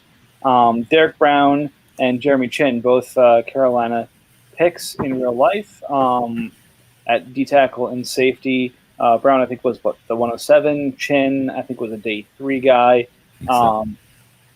but take kind of addressing the defensive side of the ball finally. I can appreciate addressing the defensive side of the ball, and having Kinlaw go, I can see why Brown would be the next person of note, but I don't know. I don't see it. I don't know how many times I can say this in one draft. Actually, I will go tell you how many times I can say this in one draft, at least going forward. But it's like I don't like either of those players. I don't think they're at positions of value. I'm going to have to say this 1, 2, 3, 4, 5, 6 more times at least. More than likely that it's just like these. You picked bad players at positions that don't matter. Like, I don't think Derek Brown's going to be bad in the NFL, Right. but that's a dude that's just going to eat up double teams and occasionally tackle a running back if he hits the wrong gap. Like, this isn't a dude that's going to be getting into the backfield. He's not going to be sacking the quarterback. He's not getting tackles for loss. Jeremy Chin may be okay, but he is a safety, so it doesn't really matter. Like, there's just other guys there that have more value. When I look at his picks throughout the draft, I feel like he took the fourth best positional player every time he picked. Right? Yeah. Like, you know what I mean? Like, he took a wide receiver at 20, and I feel like there's like 4 guys I like better. He took a running back at 28, and there's like 4 guys I like better. And then he took another running back at 08, and there's like 3 guys you like better. And there, like, even if you want those positions, I mean, I guess Brown. I mean, I don't know. I just feel like the positions early in the draft he addressed weren't bad, but then the guys that were on the board and the people he took, it was weird. So I don't know. Like I talked about it at length yesterday that Yeah. like those first 2 picks, 112 and 116. Yeah. Why take Vaughn at 112? If you've got 2 running backs you probably value equally there, take one of Rieger, Jefferson, Ruggs, you get a top wide receiver, Yeah. and then you get whichever crappy running back you want at 16. I mean, Then- you look at like the people on the board, the receivers on the board after that, you just like, shoot, even if you wanted a linebacker, we'll take your pick. I mean, I don't know. I tried to trade with him a bunch. None of that ever really. Mm-mm. came He's to- set. Like he's got his formula in his brain that he's going with. Yeah. And I respect the tenacity of it. I just don't think this team like he's assembling a bunch of mediocre players. So that'll be interesting because if they turn out good, then I don't know, reflects poorly on myself and you, I guess, too. That's all. Yeah. I won't lose much sleep about it if one Yeah. of his 17 lottery picks hits. I mean, between him and the Vikings, I mean, it was you guys own this draft. Which is funny because Titans has this many picks because I traded him a bunch of them for Dalvin Cook, Tyreek Hill, and Earl Thomas. So I'm sorry, and you're welcome. I don't know. I mean, you've pushed down a lot of value, so I Yeah, appreciate sure. that. All right, moving down to 218. You know what? I won't even introduce it. Lions, why don't you take us? I just love the guy. I don't know. I just think he's a starter right away, pretty much close to it. I know it's safety and it's a position you can like. Safety that's good though. Yeah, you could find. I don't know. I just feel like I'm kind of in a weird space, right? Like I went for it last year and didn't get it, and then I was left with no draft picks, no nothing, and a team that and Jameis kind of totally screwed the whole season for me, essentially. If he ends in a starting role, maybe I'm decent. But so at this point, I'm kind of in a weird space where I'm just trying to get players that are going to score for me because I've been trying to move a bunch of other guys, but we're also in a weird spot with the draft where it's like, you're in that like in a dynasty league. I find this thing where you're in like year 4 or 5 where like picks get coalesced into like 2 or 3 teams, and a lot of people don't have things to move. And then eventually that washes out, and then everybody kind of has their 2021s and their 2022s again, and then you can get a bunch of movement for players. So, I don't know. I just think they'll fit. You look at like we talked about before with McFarland and Gibson, like who's in front of them, 2 one-year guys. and he's good. And yeah, so I just felt like he was a pretty easy pick for me there. I have holes everywhere. I have running back and wide receiver and defensive end clearly, but I don't know. I just thought he's a stud. Yeah, I like the pick. Like, it's just straight up, I like that pick. Yeah. If you're gonna take a safety, like, that's one of the guys that I think is fine. And they're really, from the guys that have come off the board since then, I don't think you've missed out on value. No. I mean, that's the kind of thing is like, yeah, I need wide receivers and running backs, but realistically, that's going to probably be a next year draft for me. 'Cause I had picks 130 and lower, and I'm like, I could either get a bunch of defensive value likely, and then try and have earlier picks next year, move players for earlier picks next year or something. But Yeah, I mean, Hamler, he's a solid, not a bad pick at 219, but that's a crowded place to fill in. And if you believe in Locke, and not to shit on RJ, who just joined, who is the Yeah. Eagles GM. Oh, But shit it's a bad on pick. RJ. Please shit on RJ. It's a No, that's fine. I don't mind hearing other opinions. Yeah, no, I don't think it's a bad pick by any means. You're going to take a wide receiver at 219, sure. Sorry, we've got another trade. oh boy. Oh, So Like, Goose just traded Tyrell Williams, Avery Johnson, Troy Reader, and I think Mr. Irrelevant for this pick that's on the clock right now and 316. So Goose is back on the clock. The Saints seem to have moved out of the draft for the foreseeable future. So Goose is both the hero we need and the villain we hate. What the fuck? What is that trade? So uh, rewind That- 2 or 3 hours ago, and DJ Chark costs 2 picks in this range, and now it's Tyrell Williams, Avery Johnson, and Corey Reader. A So- bunch of trash. So let me ask I you don't- this. Because I don't know about I offered that. the Saints. I'm sorry, go ahead. I don't and know. Bears have picked Lynn Bowden, again, who was what I thought the pick was going to be the last pick, but Lynn Bowden from the Raiders, running back eligibility goes to Goose. So he gets the running back, and now the Buccaneers are on the clock. So go ahead, guys, react. I just have DJ Chark isn't worth 2 second rounders. Schubert played a major role in that deal. Yeah. Agree completely. So I agree with that. So, but the fact that it took a linebacker and those 2 seconds to get in, I don't see, again, anything in that deal that makes me think, okay, that's worth a second round pick. Yeah. Because the Saints Yeah. If you're comparing the trade that just happened with the trade that I made, yes, I understand where you're coming from. Because the Saints were competitive last year, right? They were like 11-5 or something. Mm-hmm. Well, the Saints were also competitive because I got a sweetheart deal from the Seahawks. But also keep in mind, look at what they traded. Look at what I gave up for their initial first round pick, like a couple of weeks ago. Mhm. I don't think he values picks very highly. So let me ask you this, because I offered him a deal. Would you have taken the Goose deal? And I offered him Always no. Amos, Tate, and Dorsett for 223, 322, and a 2 next year. Does he have the cap space to handle Tate? I believe so. He's got like 40 million, I thought. Yeah, he's got 34 after that trade, taking on a good amount.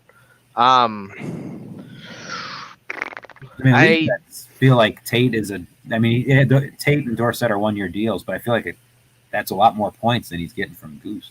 I mean, Tate still has value because he'll put up stats, and like you have to put your money somewhere. So like I don't hate it. And it's a Like 1-year deal on top of it, so it's not like it's going to kill you going And forward. if you're asking me if I'm in the Saints position, I probably would have taken that over the trade that he took. But I mean, there might be somebody in that trade that he just Loves. really He likes. might be yeah. hesitant to give up his second next year so he can trade it for more shit. That's fair. I realized less is more with Saints because I had sent out a whole bunch of offers that were really convoluted before he traded me his initial first rounder, and when I ultimately just boiled it down to I want your first, it went so much smoother. Good insight. Have to use that next time. I don't All right. understand. RJ, so I'm pretty sure you probably joined at this time because you have 2 picks coming up and decided that you should jump on. So I have 2 picks coming up, and Matt mentioned something about shit trades, so I felt like it was just a calling for me to enter. I'm sorry, shit Ron offers. Burgundy put the shoe cell in the mouth and news team assemble. RJ, get on the podcast. Right. Anyways, so tell us about KJ Hamler. I mean, look at the depth chart there and tell me if you see anything other than him as the third wide receiver. The ground. But Exactly. but No, like I think the ground catches more balls. I have a very large hole at linebacker, even with Fred Warner.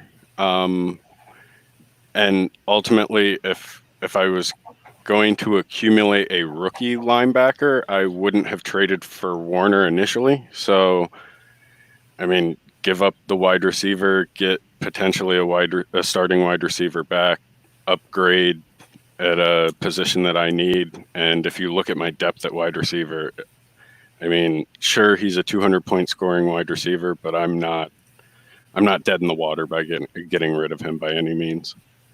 I like that move. I like that pretty reasonably. And basically, I'm like with the 2 large moves that I made in the past 2 days, I'm basically staking my claim that I'd rather pay Fred Warner $13 million than Chark. Yeah. Which is a smart move. A very smart move, I think, because one of those players is good. And the other one is DJ Chark, who will be good as long as they don't have any other wide receivers in Jacksonville, but not actually good. I think the kid that they drafted this year is probably like he's nothing like Chark, but he will eat a lot of Chark's production.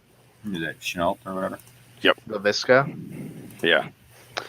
To an extent, I think he's definitely going to get played in, but I'm not crazy about him from a combination of coaching staff and I think he's basically what Gibson is, but better measurables in the sense that he's a player that you're going to have a need for a creative offensive mind to utilize him properly. Right.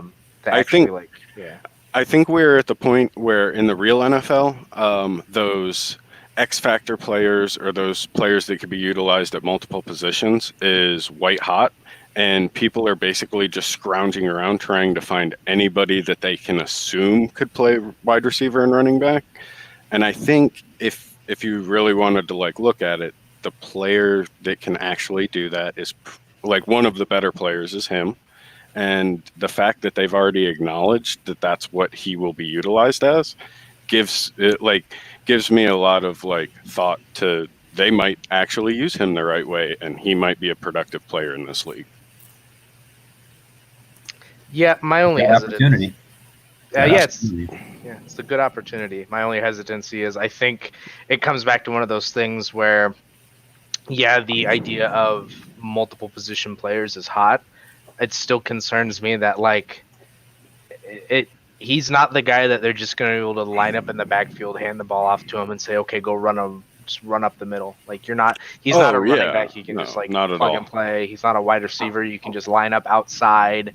He's a guy that the coach actually has to consider his strengths on multiple positions, which is my only concern with those dudes.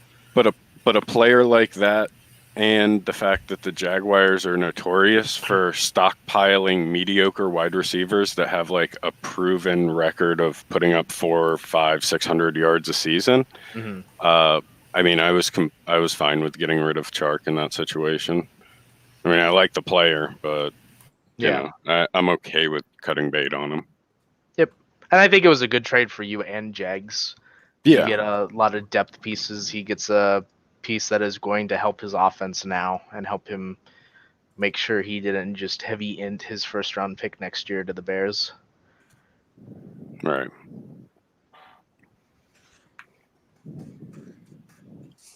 But on the actual player that you took in Hamler, I like the actual talent of him. I just fucking hate Denver.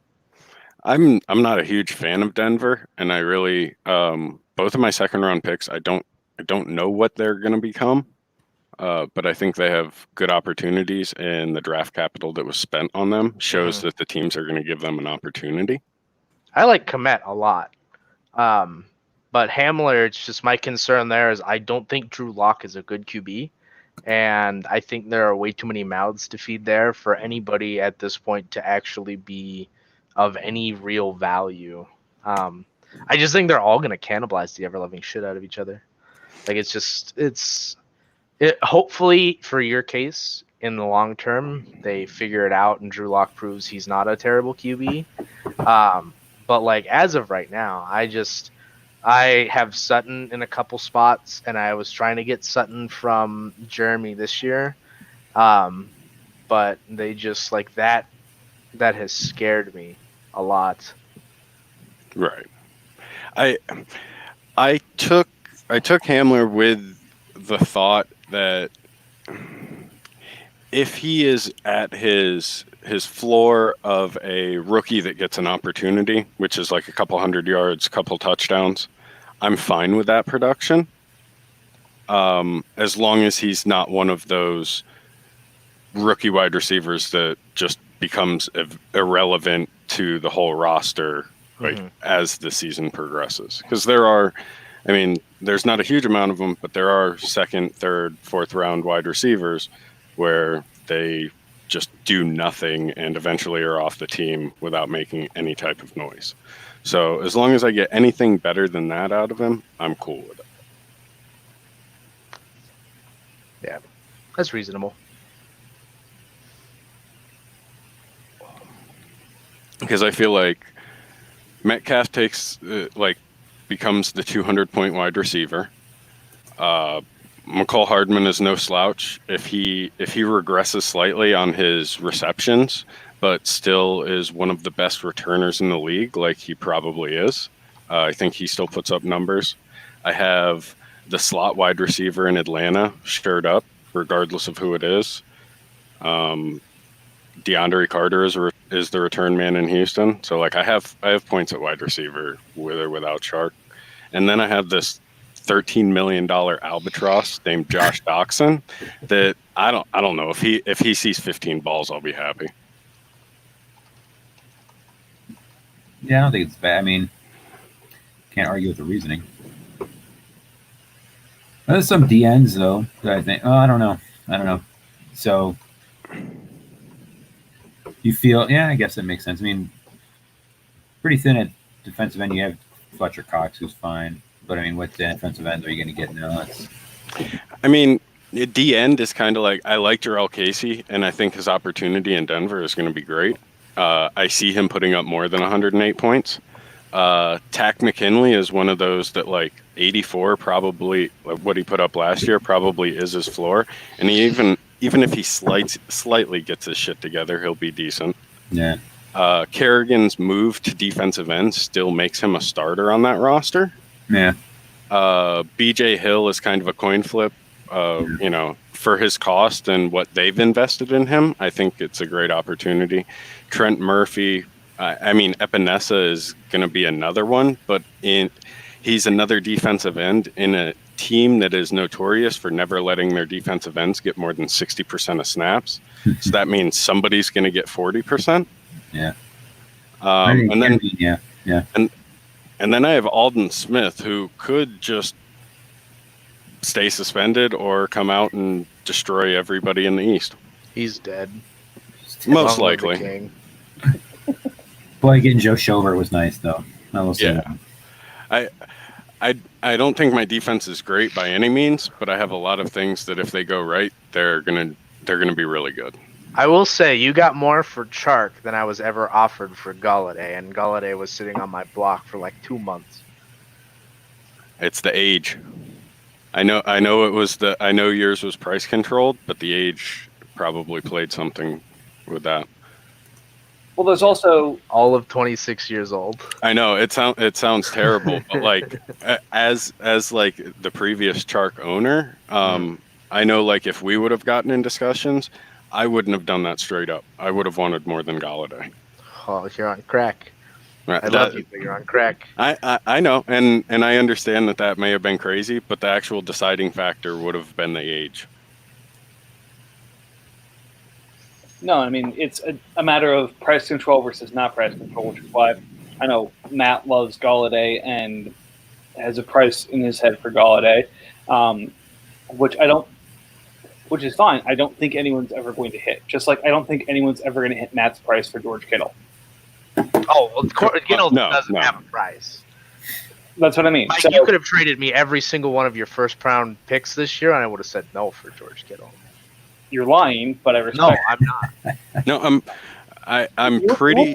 I'm sorry. No, hold on. I have to call bullshit. You wouldn't have taken Tua Tagovailoa, Jonathan Taylor, J.K. Dobbins, Chase Young, basically every pick I have on my roster. You wouldn't take that over George Kittle. You're lying. Value-wise, it's a great offer, You're lying. but I just love George too much. I'm pretty sure I offered him in like early 2019. I'm pretty sure I offered him like Henry and multiple firsts for it, and got declined within like 20 minutes of the offer. I love George Kittle. That man is my spirit animal. He is the heart and soul of this team. I will move Patrick Mahomes before I ever move George Kittle. George Kittle could retire tomorrow, and I'd request he stay on my roster. Adam Thibodeau. Since you have Kittle and Taylor, that means you're never getting rid of Taylor just for sentimental reasons, right? Well, he can take a front office position. Yeah. All right, good stuff. So kind of going for the next one here. We've got Julian Okwara. I'm sure I pronounced that wrong. Going to Detroit. I think Nick, was that you had mentioned that you didn't really love that pick when it came down? I don't really like it that much. I feel like he's begging to be moved to linebacker too. I don't know. I don't know. I'm a Bears fan, and I've watched the Lions suck forever and not be able to make anybody good. And I know Patricia's there and whatever. I don't know. I just think there's other defensive ends that I don't want to name since I'll be drafting not too long that I think are better. And I don't know. I think there's other linebackers that I like better. I think there's, I don't know. I mean, it's not the worst in the world, but I wasn't a huge fan of it. Yeah, I think we're kind of in that range. He's got DE eligibility, which obviously in this league makes him way more valuable right now. But I've watched guys get moved from defensive end to linebacker, and it sucks. And I just feel like he might end up doing that. So again, we talked about this a bit last night, but I do love the Fantasy Shark projections. Last night I read off Edward Hilaire, and Fantasy Sharks was projecting close to, I think, 1,200 yards and 15 touchdowns total last year for next year. For Okwara, they're projecting 5 tackles with 3 assists. So sometimes they're overly optimistic. Sometimes they might be a little bit down in the dumps. But, yeah, here we are. I mean, he's like 240 pounds. Like, there's no way he stays defensive end, right? And not on that roster. Right? So, I mean, like, if he goes to linebacker, I feel like, I don't know, there's other guys I would have taken before that. So he's in a place where like his brother's gonna beat him out because he's substantially larger at defensive end.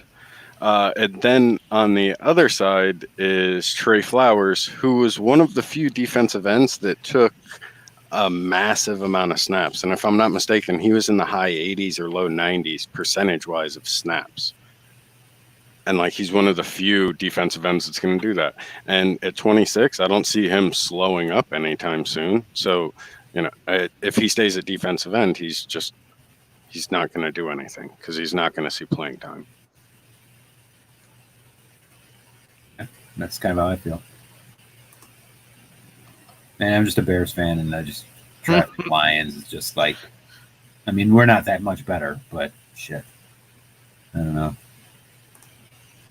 It's okay. I'm a Niners fan, and I'm having to play the Chargers, so it's about the most irrelevant team. I am the Lions, for God's sake, and that sucks. Yeah. All right, and again, I apologize that I had to step away from my computer for a second, but did we talk about Komet for RJ?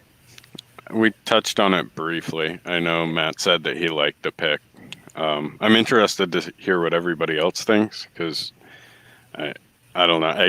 I just kind of took him because he was the first tight end off the board. The Bears spent good draft capital on him, so I figure he's going to get some type of an opportunity there. Let me just say this as a Bears fan, having watching Ryan Pace. You can trust Ryan Pace like third round and later. You can't trust him second and first. So here's the thing: they have 9 tight ends. They have a bunch of bad ones. So he's got potential, certainly. I just get skittish with Pace. I think he likes to prove his intelligence earlier in the draft rather than later. So I don't know. I don't necessarily know he's bad. I don't watch a lot of Notre Dame football, to be honest, so I don't really know what other people think of his talent. He'll get a shot.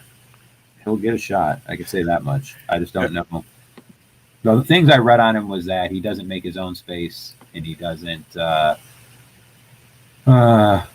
create much for himself. And I don't know that. I don't know. I'm a jaded Bears fan, so I don't know if I'm the right person to be talking about. I mean, I like him. You look at Pace's picks, second round and early. I mean, they're brutal. They're brutal. So And- the things that I heard were basically he only has a year worth of production, and even that production wasn't overwhelming. It was kind of just in line with the productive tight ends. Yeah. But if you would have asked me to rank tight ends pre-NFL draft, mine was completely wrong.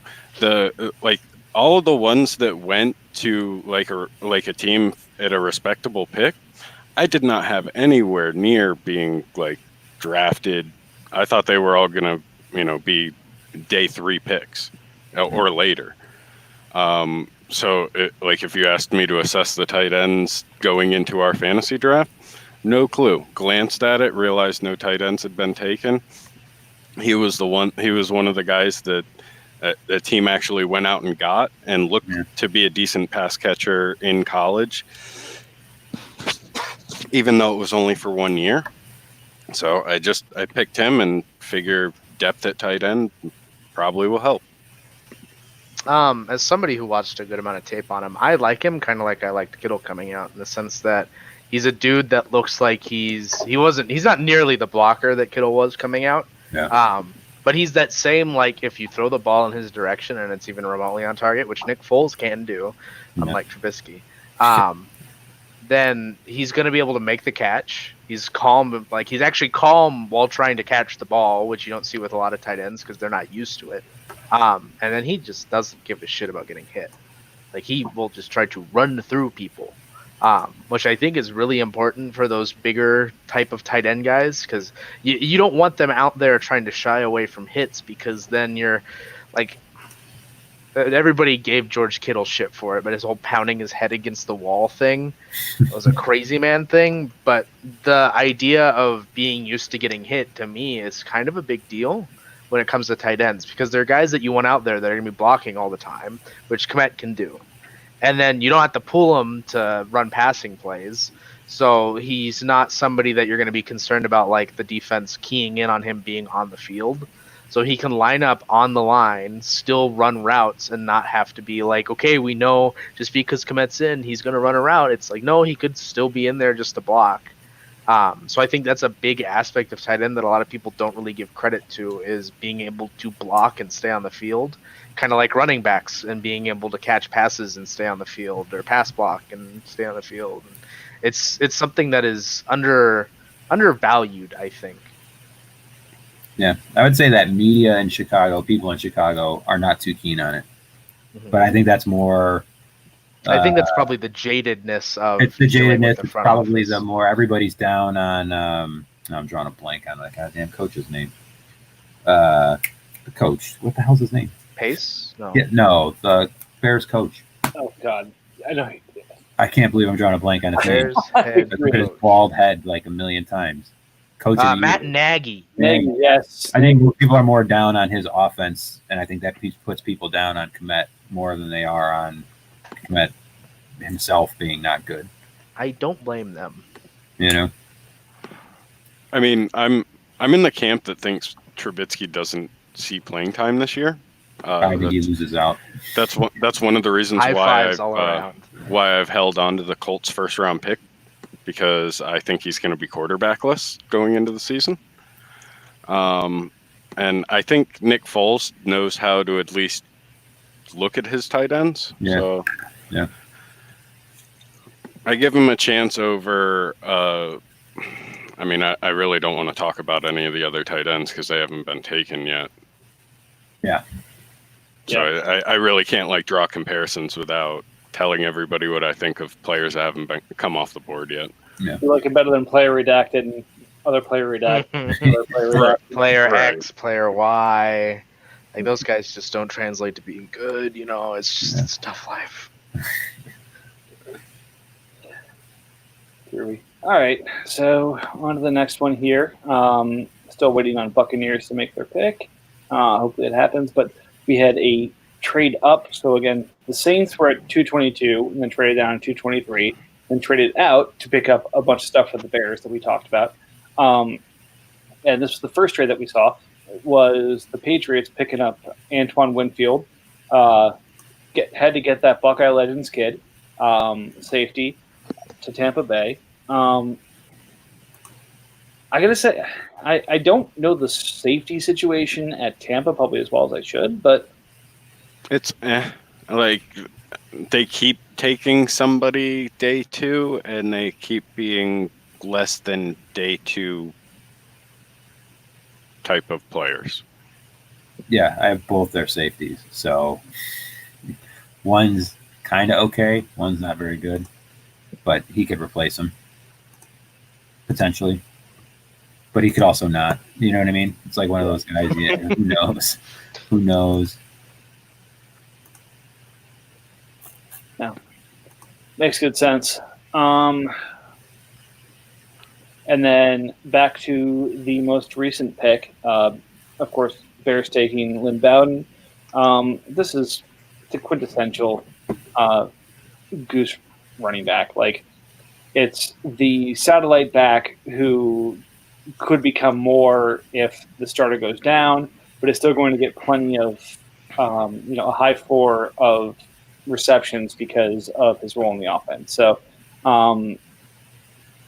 it makes perfect sense for Goose and the right kind of player. I think he shuffled out the right kind of pieces on his team to acquire the pick. And he did us all a favor because Saints don't have to pick here for a while. I mean, it's hard to go wrong with whatever you take for what he gave up to get it. Yeah, like You know what I mean? there's other players I'd rather have, but Goose is always gonna, if he trades an offensive piece, he's gonna take an offensive piece. Like, that's his whole MO is don't trade offense for defense. If you trade offense, try and replace it with offense. So I like the pick from like his perspective. If you ask me about the player, I don't think very much of him, if anything at all. he's a boring player to me. I don't think he's gonna do a whole lot. His I don't know. I could be completely wrong, but like his ceiling is mediocre pass catching back, and his floor is unemployed in 2 years. Or yeah. I don't see great things from him. I don't see him breaking 100 points ever in a season. Yeah, I'm trying to think if Gruden's ever had a gadget guy before. So I'm trying to think back to Tampa and then Oakland before that. If he's ever had kind of Yeah. Charlie Garner, who is almost 1,000 back, and he's gonna use Josh Jacobs just like that, and nobody else is ever gonna get an opportunity. right. I mean, and obviously Jacobs is his RB1. I'm trying to think of like if he ever had, because I'm thinking back to his receivers. He fed his number one, but I can't think of this is the guy I have to worry about being hit on the end around and taking it 40 yards. And I can't think of anyone he ever did that with. So No, he's always had He's always had a smaller back and a bigger back, and that smaller back was usually what you would consider the prototypical like 2-down slasher. Like it was never under 6 foot, under 200-pound gadget back. Like he always had Napoleon Kaufman and somebody large, or Michael Pittman and Mike Allstott. It was always relatively large back and even larger back. So if we're going on like historically, I don't see Gruden even knowing how to use a running back like that. Again, and maybe Gruden is wising up to the new game, but we shall see. But we have a new pick in. The Buccaneers have selected Terrell Lewis, linebacker of the LA Rams, with 224. So, thoughts? He's going to start in a linebacking core that is terrible, to be nice. Ebukam is okay. Kaiser is terrible, and Leonard Floyd is not even good enough to stay the third linebacker in Chicago. Hey, I used to own Kaiser. What are you talking about? Yeah, I mean, look, I don't disagree, but I think at this point you're not going to find someone with a clear starting job unless you're looking in the secondary. So considering the state of that linebacking core, like you said, he has a path to start, which I don't think can be said for a lot of other options here. I think there might be one or two still on the board, but that said, I completely understand why. Yeah, I don't hate the player. I don't particularly like the player. I do kind of feel he was slightly higher than middle of the pack as far as like linebackers that were available when the draft started. This is probably around where I would expect him to be selected. He's going to start because there's just nothing in front of him. But that's not to say he's going to eat or, do anything ridiculous like the two Baltimore linebackers or Murray or anybody of that nature. Yeah, there's a couple linebackers. He's got that. I think talent-wise are very similar, but like you said, the snaps are going to make sense. He's also an outside linebacker. If I'm okay, yeah. So I mean, he's going to be productive, but he's not. He's slightly less consistent, slightly more boom bust. Which I mean, we've seen the booms can win you a championship, like the Giants, but the busts can also get you out of the playoffs or out of playoff contention real quick. Hi, that's me.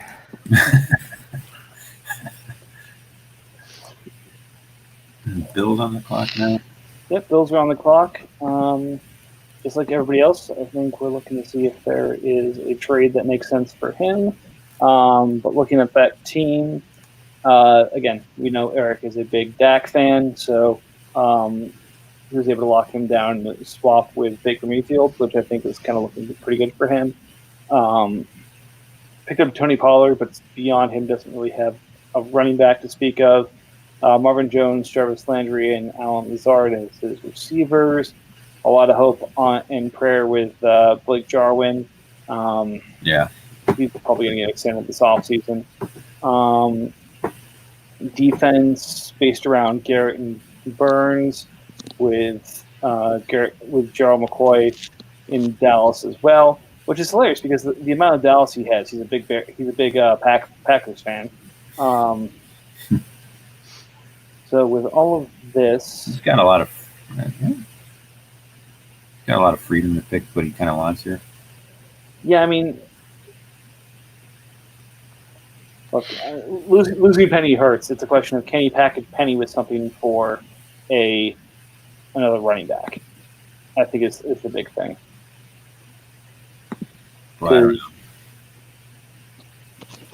I feel like the Seattle backfield is, I was a Carson fan and then picked him in a lot of leagues, but I feel like, I don't know, I never trust it. Did Seattle take a running back in the draft? Or did they? He did. I don't Dallas think so. DJ or something. Huh? DJ Dallas or Dallas DJ. I think he was from Miami as well. Okay. And they didn't pick anybody up in free agency, right? No, but apparently on One Big Thing or something like that last night on ESPN, Marshawn Lynch was telling Scott Van Pelt that he was considering a comeback. Oh, So okay. the bridge to Carson and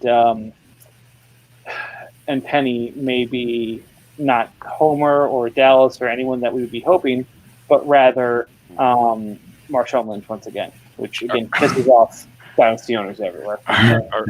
Are we sure that Lynch just doesn't come in and make Nick Bellore at fullback disposable?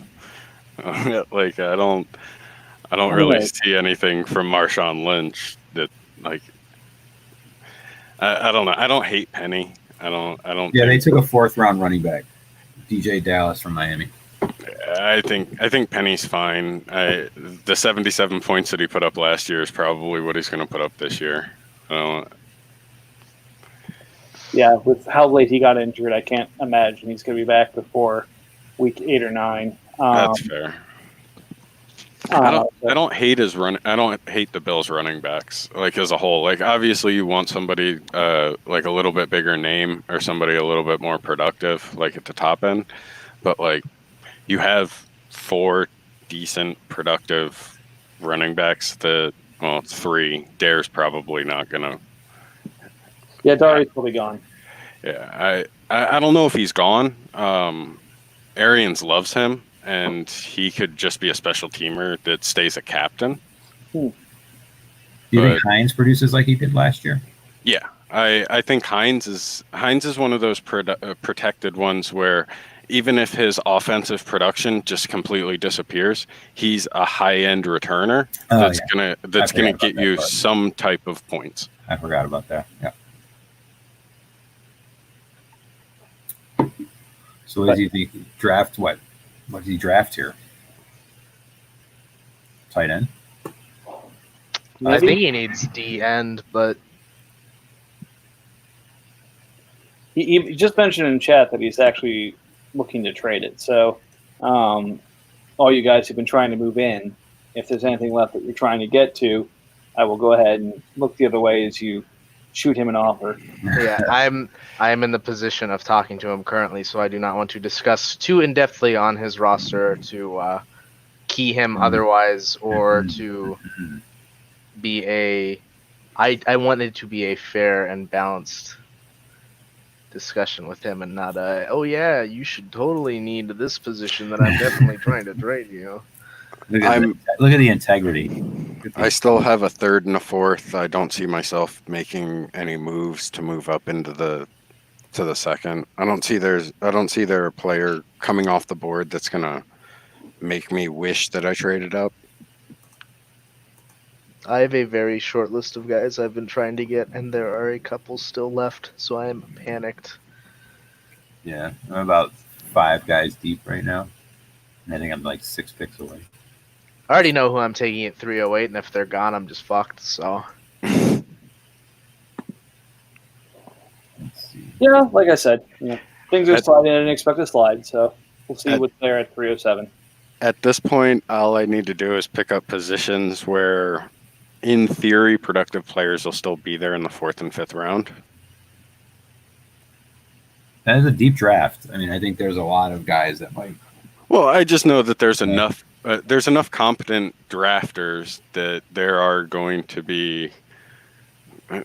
There's 2 positions that I think it was already discussed where there was 1 or 2 taken in the 2nd round that should have never been taken in the 2nd round. Mm-hmm. Yep. And yeah, there's just 2 positions that should never go before 4th and 5th round, and luckily I'm in need of those and have a couple 4th and 5th rounders. Right. and I have one of those right now and need some of those, although I don't think I'll be doing that within the draft, but can completely understand why some people would. Oh yeah, I understand. Like when we're talking about the top end, like I get it. Yeah. Last year there was a specific one that was taken very late in the first round, and although I didn't love it, I would have done the same. Yeah, no, of course. And I know I gave a first round valuation for one of the ones that I have. But that said,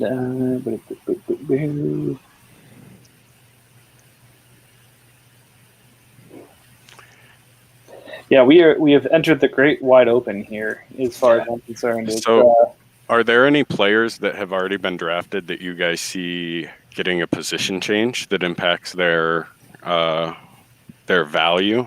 Maybe a linebacker to defensive end or defensive end to linebacker? I think all of those are pretty much set at this point. So the ones when the Komet conversation, so I didn't get to get this in there. I do love that the two highest graded and probably drafted players out of Notre Dame this year were a tight end and a receiver that everyone thinks should change to tight end. Yes. That kind of makes me a little bit giddy. Well, also they had an offensive lineman taken early, correct? Steelers or the Notre Dame. Notre Dame. I I'll don't tell you in think just so. a moment. Control They- F, Notre. I want to say they had an offensive line. They had a lineman that was taken.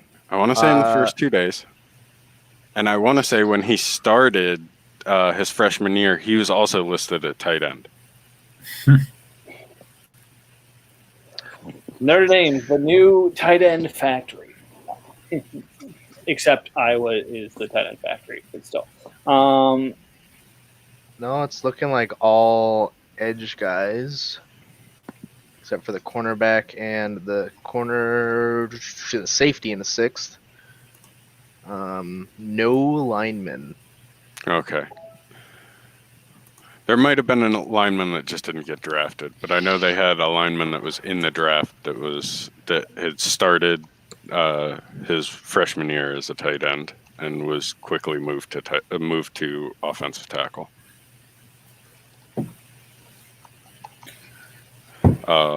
But the one that I wanted to... You asked the question about player position changes. I think, like I said, the only one I saw was Aguara maybe, but I'm looking at the rest of the draft and it may feel bold, but I do think Chase Young's going to change positions. I do think that they are going to put him at linebacker. I don't know if it's going to stay like that. It may be just 1 year, and then he may get switched back from because MFL does that sometimes. But I do think he gets changed to linebacker. Yeah, I'm torn on it, to be honest, because Rivera hasn't clarified what he's doing with that defense. If he's going to keep him a 3-4 or move him to a 4-3, at least not that I've seen. He has Sweat on the other side, so part of me thinks, okay, maybe they just go Sweat and Young as the down guys, and then have a rotation on the interior. I'm not sure. Would it suck if he moved from DN to linebacker? Sure, but that said, I'll take points where I can get them. So I see Ioannidis taking the defensive tackle spot, the more of like the nose tackle. Josh Allen. That's the one that got changed. Okay. He gets moved. Okay. He did get moved to defensive tackle in MFL, but I feel that he is the other defensive tackle that does not line up directly over center. Yep. Or guard.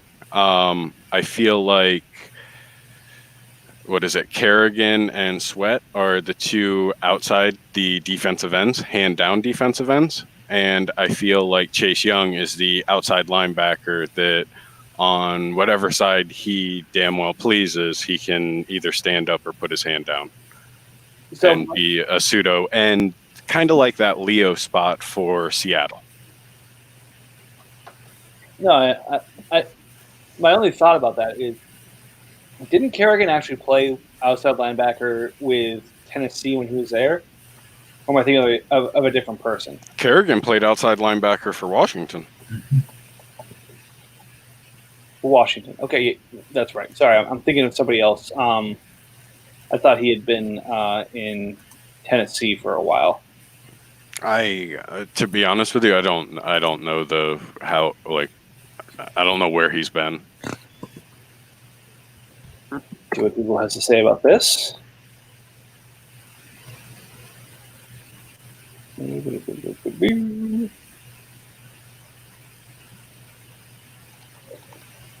Is my internet takes forever. Nope, Washington his whole career. All right. I am always allowed to be wrong. So, yeah, he's been outside linebacker for a while. So, if they move back to a 4-3, I could see a situation where he stays out there. I think he's got the size to be able to do that. But again, like you said, I could see him moving in.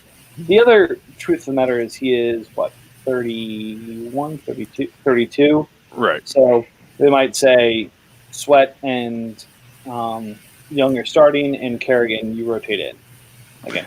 I can definitely see, regardless of where Young is slotted in, I see him also being in that rotation on the hand down defensive ends. I don't think if he plays linebacker that they just completely change him to linebacker. Another one that I actually could see happening, just because it was discussed a lot, is I could see Isaiah Simmons being shifted to safety. Stop coming after my players. I could see him staying linebacker in regards to MFL, but I can see the Cardinals utilizing him like an in-the-box safety. So basically, as a linebacker. Yeah, basically. Basically, he's Derwin James, like the comparisons have been since, he was looked at as a draft prospect. No, I mean, and they're going to get you points either way. Right. I don't think that's, regardless of how they use him, I don't think it's terrible. But I think Simmons, he more than likely could knock Jalen Thompson out of that starting strong safety spot a lot more likely than he would be to supplant Devondre Campbell or Jordan Hicks or who else? Chandler Jones. Yeah. Devon Kennard, Hassan Reddick. I can go on and on with Arizona linebackers that at some point have had hype behind their name. Didn't Reddick start at safety? Reddick was basically Deion Buchanan all over again, where they just had no clue what they were going to do with him. He took 60% of snaps at linebacker, 40% of snaps at safety. Yeah, Simmons is one of those guys that could go anywhere. Yep. I wish they gave. Wish it was like baseball, where you get second base and shortstop, and you can get safety and linebacker. There are some leagues where you can change your own designation on players. I am in another IDP league where you can change certain players from linebacker to safety or linebacker to defensive end. I feel like there's so many players in the league now that 2 slots fits them. Mm-hmm.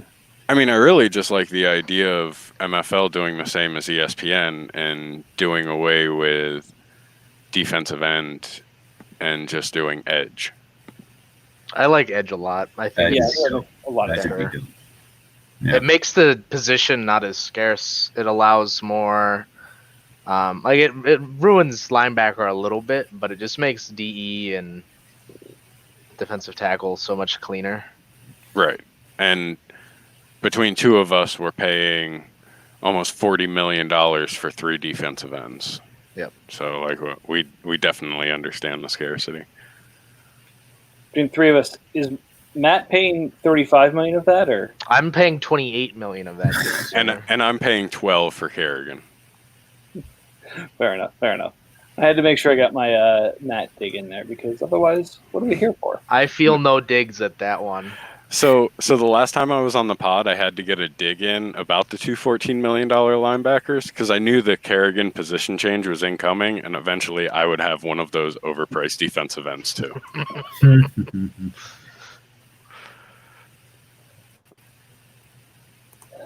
Alright, let me see. One last approach at this.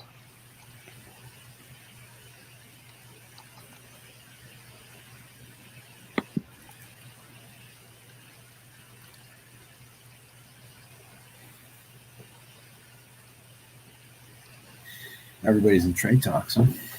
Yes, sir. Well, I mean, look, I've had 2 different trade talks going this entire time. Yeah. I've sent a couple offers to Bills, and I mentioned to another team that I'd be contacting them about trade talks, but I won't say it here. But I'd say both are pretty ongoing, but probably neither are going to come to fruition. I gave up until Bill said he was willing to trade. And now the itch is back. The itch is real. I'll tell you that much. Well, it's just because like a lot of these teams, I've marked down. I have a short list of teams I'm willing to attempt to trade with, or not short list, but like ones that I will actively like go out of my way to try and make trades happen with, just because I know they're responsive. I know they're willing to listen and discuss. Yeah. Then there's teams where it's like I just don't even bother because the trades just expire and there's no discussions ever made and things don't go anywhere. And then other teams where I like haven't developed any sort of repertoire with, I just try and play it as calmly and as like, let me understand what your thoughts are on your team, how we can come to an understanding on a trade that helps both of us, that type of thing. And so like the past good chunk of teams outside of Eagles trading up, obviously, just haven't been like Titans. No, there's no love lost there. Bucks, I don't even know what number owner we're on with the Bucks. Bears trade up, obviously, and he's pretty stingy with what he wants to trade down with usually. So I don't. He always wants future picks, which I always think is a bad idea, giving Goose. So those won't ever happen. But Yeah. I've tried trading. I know RJ has mentioned that he's tried trading with a better part of the league, but it's always been kind of an interesting endeavor with some teams. Some teams it's a conversation. Some teams it's kind of dead on arrival. It's tough to really be able to call it one way or the other. So my thing is like, and Packer said it earlier in the chat, like I finally got somebody to respond, and my response was really going to be, I sent out offers to 13 different teams. I had 3 of them decline, 10 of them I had to revoke after the pick was done. I would much rather 13 declines and no accepted offers, just because I know that they're at least looking at it. Now, the point where I did feel a little bit, I felt like I don't know, not that I was wrong in that statement, but there was a situation in round 1 where Nick sent me an offer, and it was right around the same time that I either accepted a trade or made the pick. Can't remember what it was. Right, I sent it. You picked like immediately as I sent I think it. that happened to. And that like, happened with me as well with you, Nick, and I felt awful afterwards. My only thing is I feel I don't want to make somebody go and revoke that trade.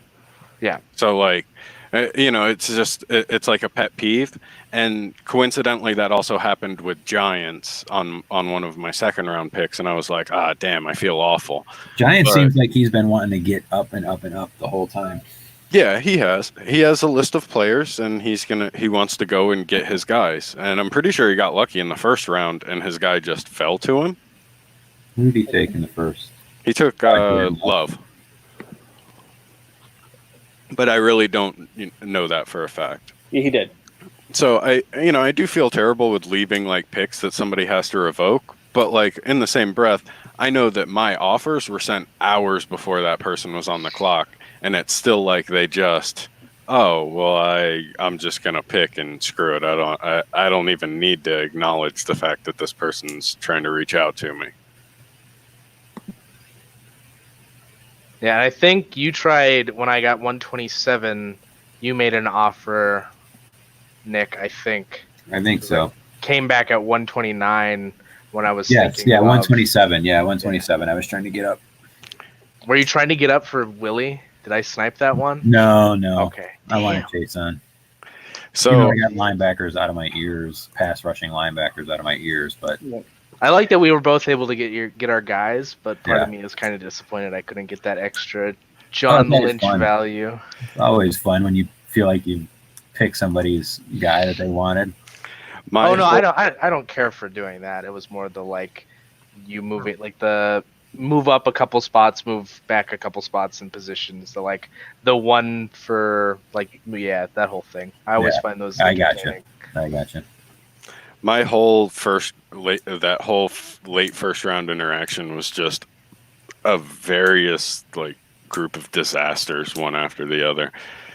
Did I you trade- trade out of the late first? I don't remember what. I traded out 122 because I got cocky and thought Murray was going to fall to 127. Yeah. Then Murray got taken 2 picks ahead of me, and I'm like, well, I'm shit out of luck. And luckily, Matt came and he's like, hey, do you want a productive linebacker that you're actually confident in? Because I wasn't like I had told Matt earlier, like if you would ask me without a team associated with him, who's better, Murray or Gay, I would have been like coin flip, make your pick. But the landing spots really decided it for me, so much so that I was disinterested in Gay. Oh, I So- fucking love that landing spot so So- much. I was completely, I was just screwed. I was like, well, I guess my consolation prize for being an asshole and trading out of 122 is Jordan Love. And then Matt came in with here's a good linebacker. And I'm like, I'd rather pay him $12 million than draft a backup quarterback.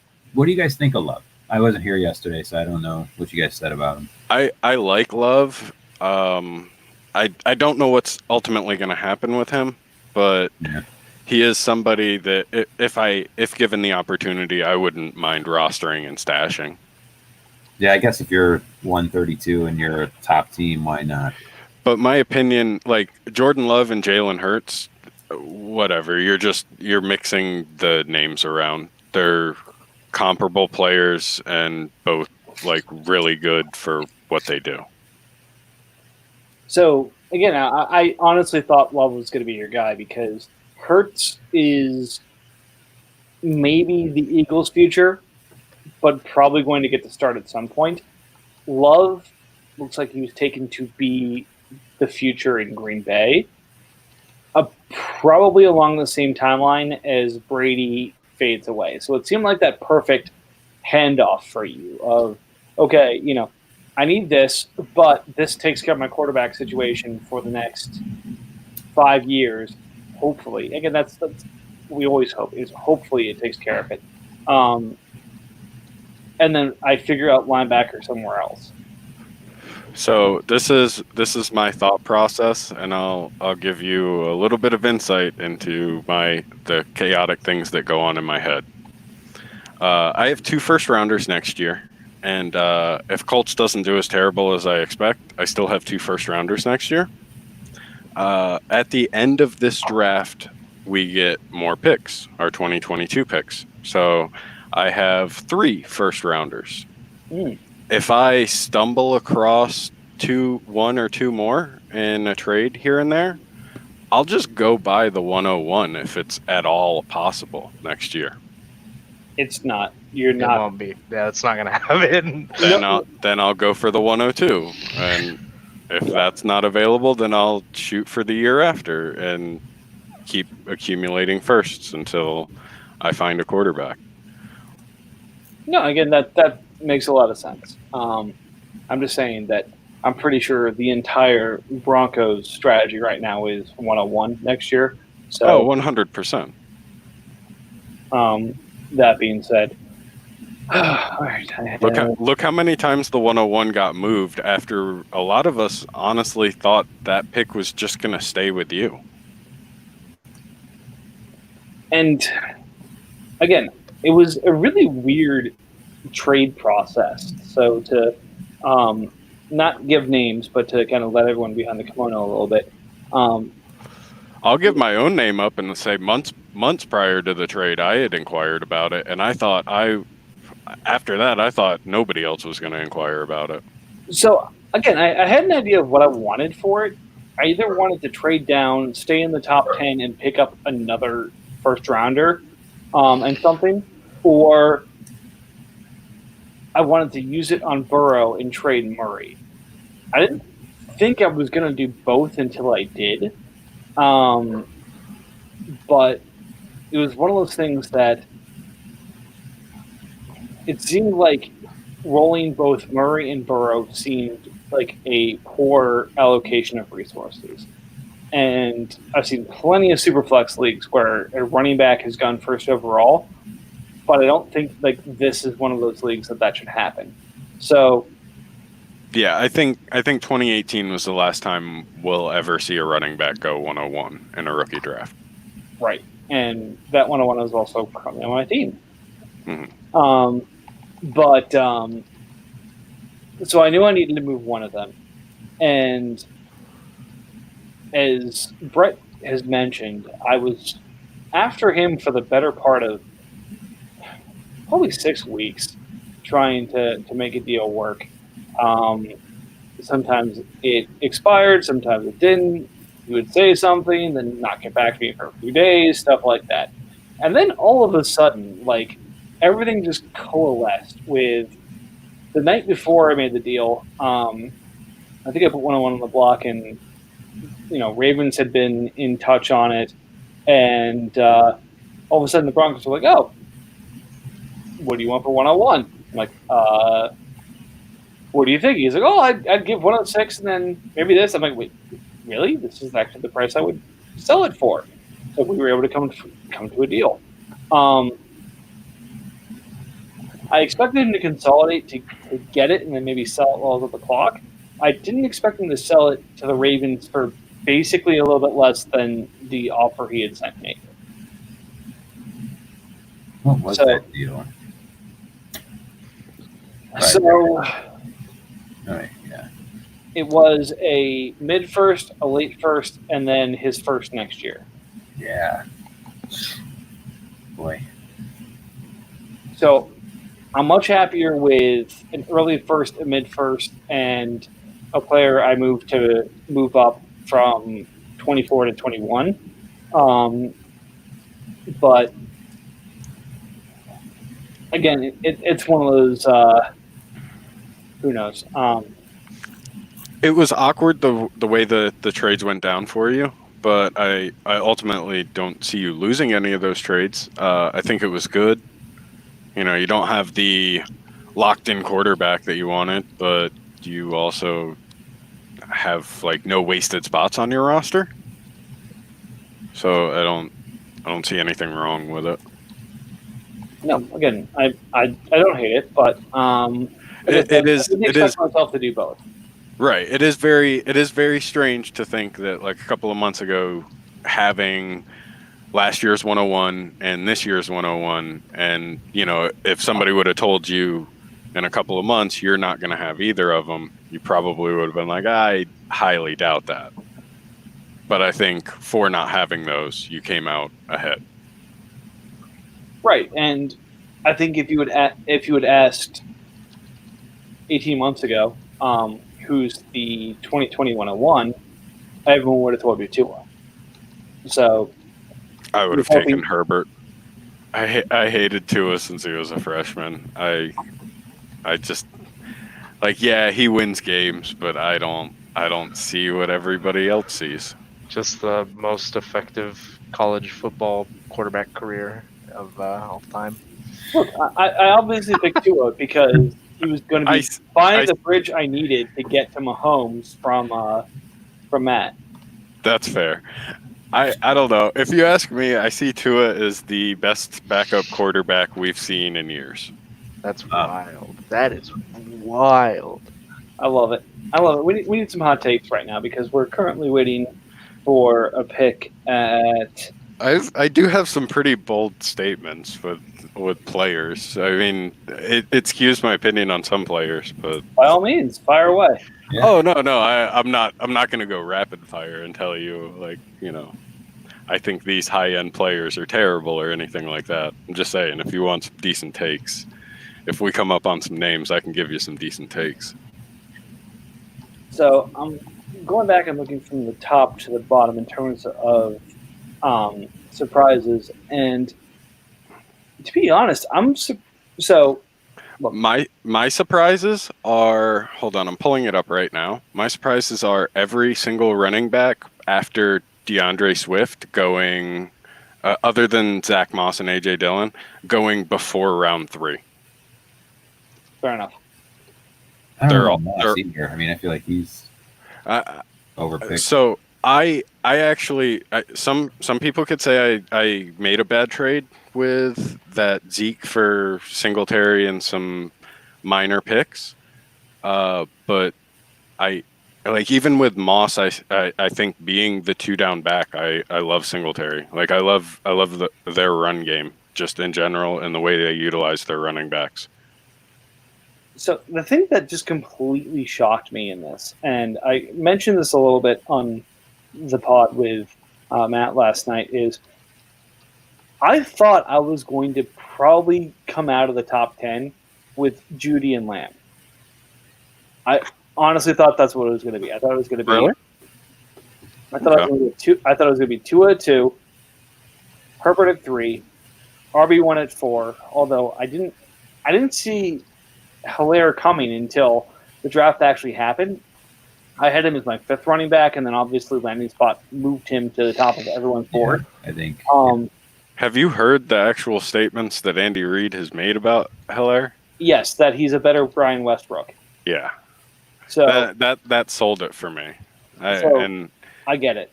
That said, then I thought Dalvin was going to be there at 5, so I figured, okay, after pre-draft, I thought I'm probably ending up with 2 receivers and a defensive player in my,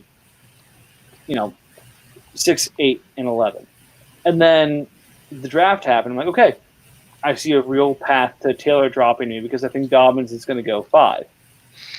But then to see Judy go 5 and Lamb go 7, I get we start 2 to push receiver over running back. So, again, I was surprised, but not.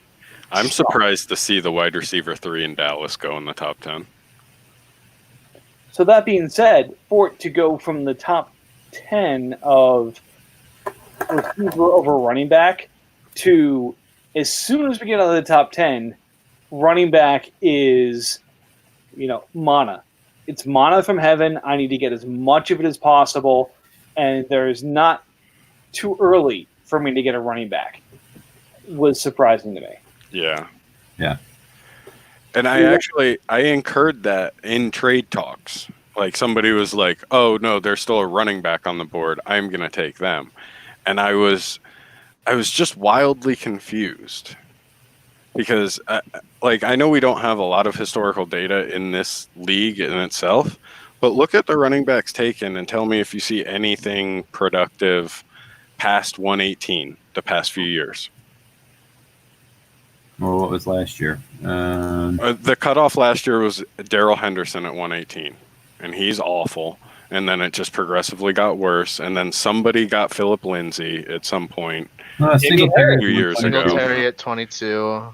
Okay, Singletary's the one that I'm wrong. I was wrong about that. So there is one. Damian Harris.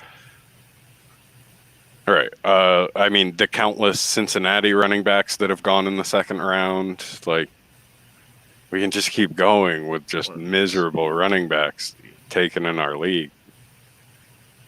I think it's going to be interesting how if this league goes for 7, 8, 9 years as people start to revalue picks, like positions. Because you're saying you're looking at that draft, yeah. I mean, there's a lot of running backs taken, and you go that turned out to be like zilch, like zero. Right. Yeah, I think it's less at like draft position and more it's a specific number of running backs that hit every year, and it's around 6 or 7. Right. Which should be the top 5 guys plus a couple. And then after that, you would expect with at least 2 years worth of reference that people would just go, oh, nope, I'm not touching a running back anymore. But they just keep getting, I don't know, hotter and hotter. Everybody wants them.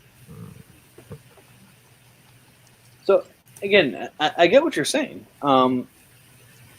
This is just, I don't know, like this year feels different than every other year, and maybe I need to, maybe have a pod on just this year versus last year versus 2018. But in last year's draft, I think it was 107 or either 106 or 107 was Devin White, and then I think it was in the early 110, 110 area was Devin Bush. And then Joey Bosa was top 5. So we had Bosa was 4, White was 9, and Bush was 120. Was 120? Okay. So IDP was a lot more prevalent, I feel like, last year than it was this year. But we go to the year before that, and is that still the case, or maybe they're not? Well, Yeah, if your you first go 2 years Smith. out, the best defensive player was Darius Leonard, and he was taken late second, early third. But also when you go back to it, he was like the 6th best available linebacker in that draft. Like as far as rookies, there were 2 Tennessee linebackers that were rated above him. Edmonds and a couple other players that Roquan, LVE, Chubb.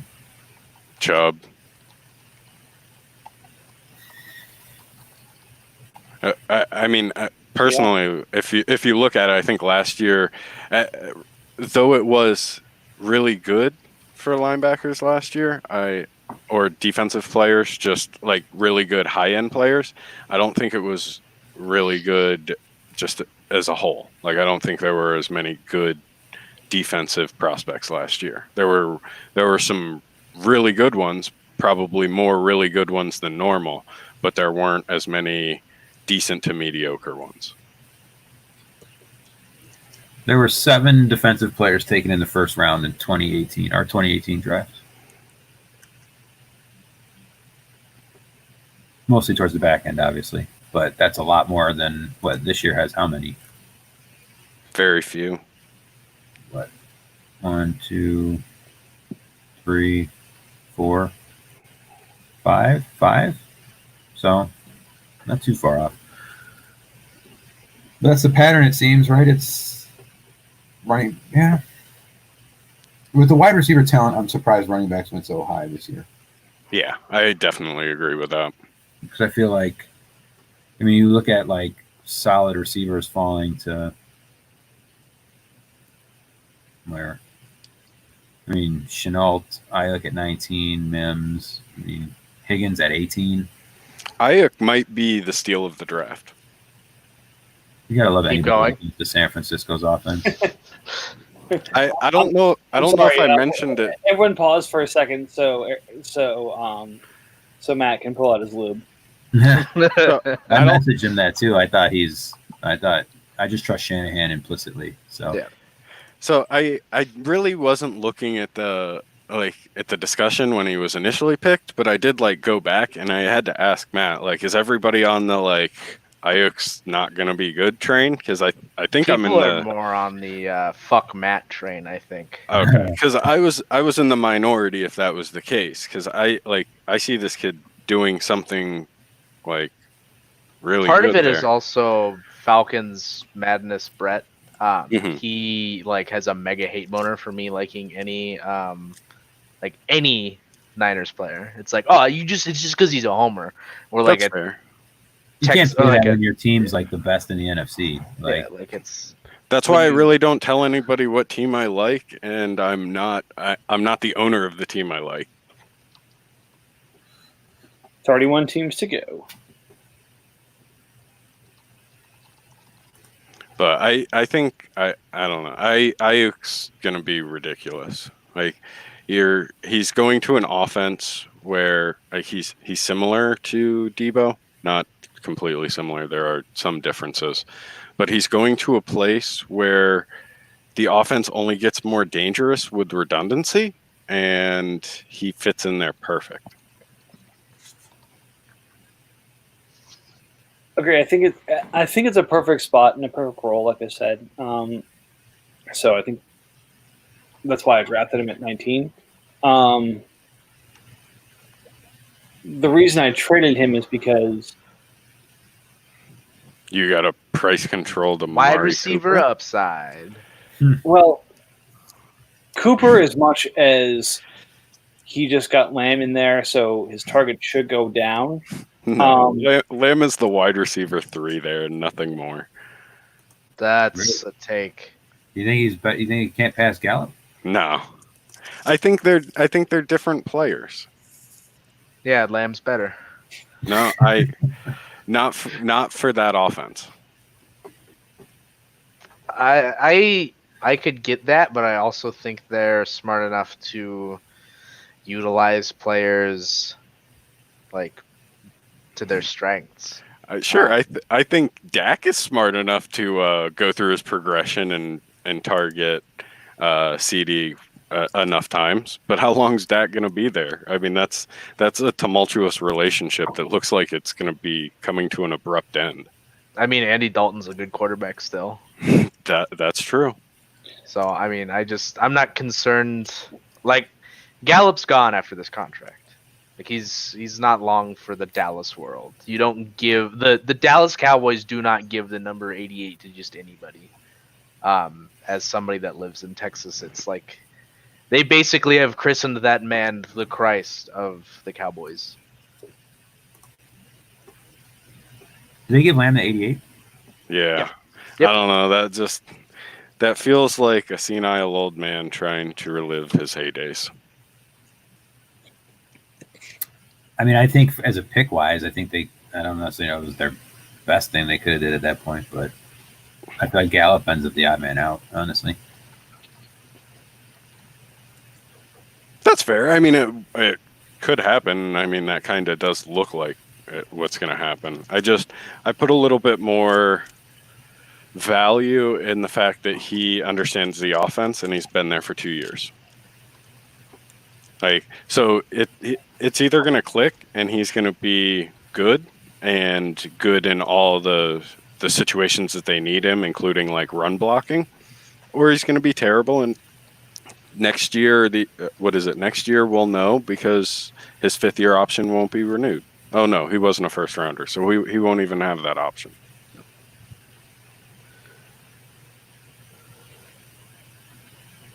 Oh boy, Bills must be getting smoked with offers. he is. Yeah, and yeah, I won't say anything about that. But I haven't sent any to him. I've sent them too. I think both have gotten declined, but I think I'm in the situation where I might actually just get rid of picks for like old productive players at this point. I probably should do that. Time to Although- go look at Eagles' next pick. Yeah. Send me guys that are 28 to 35 that have been on their team more than a year and will see the field at some point.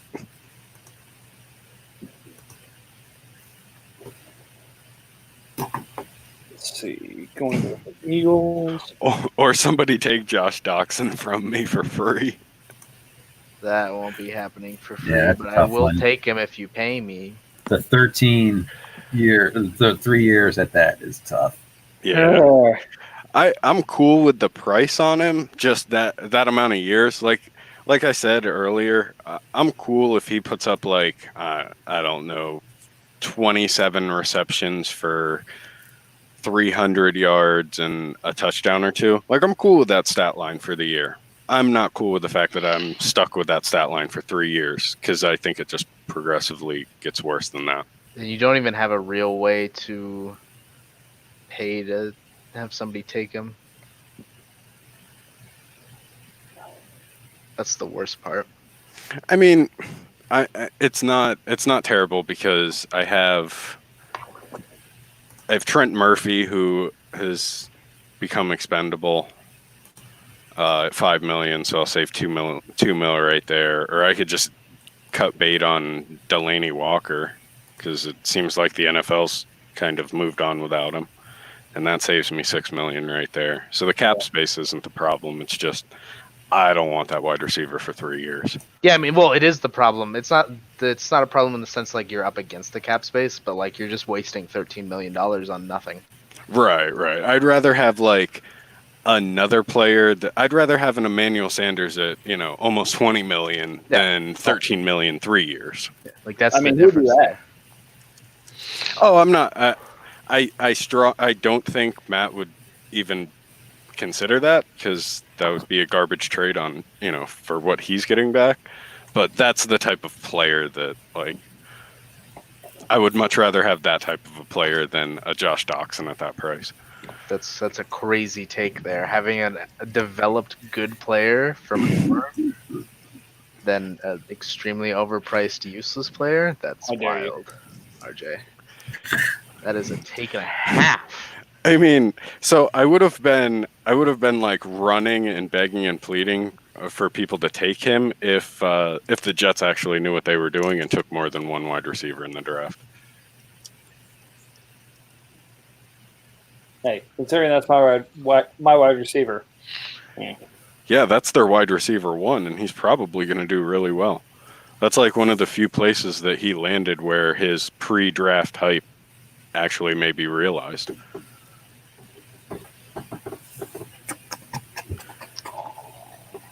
Because I know everybody was talking about like the certain big name wide receivers, and then right after that, it was kind of like it was Ayuk and who else was getting some type of hype?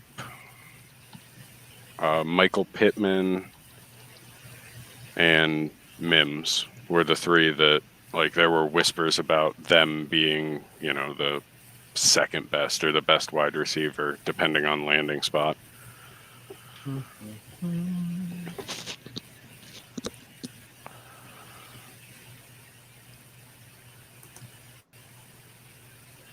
Eagles, you have Mr. Irrelevant, right? You do.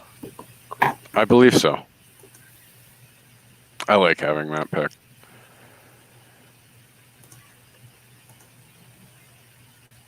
It lets me dictate the one player that I get to hold on to that doesn't go to. Where did you finish last year, Eagles? Okay, so I was the best team in the NFC up until 2 weeks before the playoffs, then got my face stomped in by Za'Darius and Preston Smith to lose my division. Then I hobbled into the playoffs and got my face kicked in by the Cardinals' best game in the past 2.5 years. And then went on to score 300 points throughout the rest of the playoffs and the championship, where I probably would have just won if I would have not fucked up one of those 3 weeks. That sucks. So I think I ultimately finished like 8th or 9th when it all shook out. That being said, if I made the playoffs, I would have won. Yep. Did Green Bay ended up making it, right? So Jeremy? Green Bay beat me the last week, and that put him ahead of me to make the That's playoffs. right. Had I beat My Green team. Bay, I would have.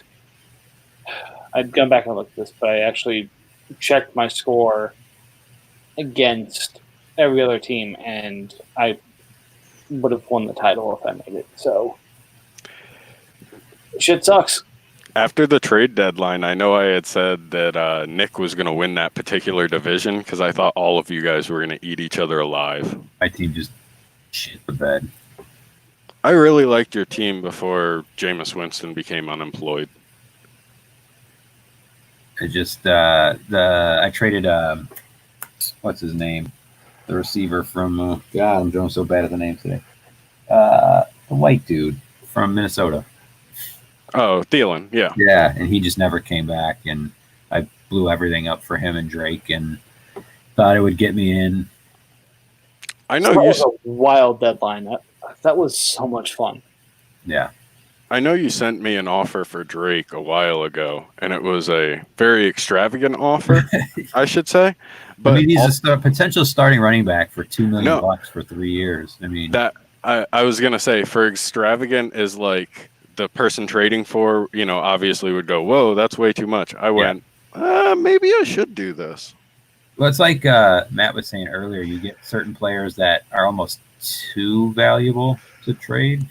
Right. Like that, what you want out of it is. I know I had approached you about Juju multiple times, Yeah.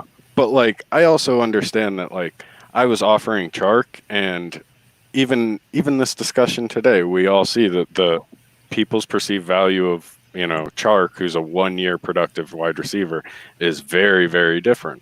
Yeah. So like I walked into that offer going, he's either going to go, yep, that's the offer for me, I thought about or it that's a awful. lot. I mean, they were very fair things. And like to be honest, like a little my backstory here is that like I have windows of time that I can invest to pay a lot of attention, and then I have windows where I can't. And so trade offers have to like line up with my life windows. I came to that realization when the last offer that I had sent involving like Chark and Juju was like a month and a half ago, and just randomly I looked at my email one day and you had like responded to an offer that basically hadn't been in your inbox for like a month. Yeah. And I was like, oh, this guy actually goes back and checks what gets revoked or expires. I like this. Yeah.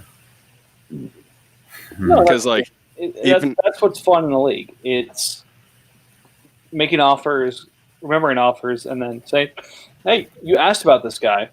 What do you think?" Right. It was like refreshing to go, like, ultimately like sending a couple offers and then expiring. Like initially I'm like, this guy doesn't check anything. And then I get this like random offer out of nowhere, and it's like, oh, it just wasn't convenient for him to check. But I try not to let them expire, but I usually go in batches, right? Like I'll come in every couple of weeks and be able to like do stuff. So I try not to leave people hanging.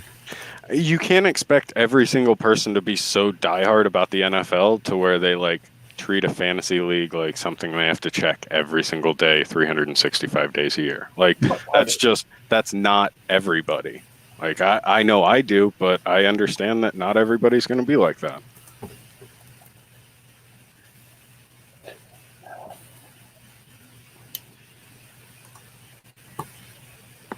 So, all right, well, I got to bounce, fellas. I got to get an exam written. So thanks for having me. It was fun.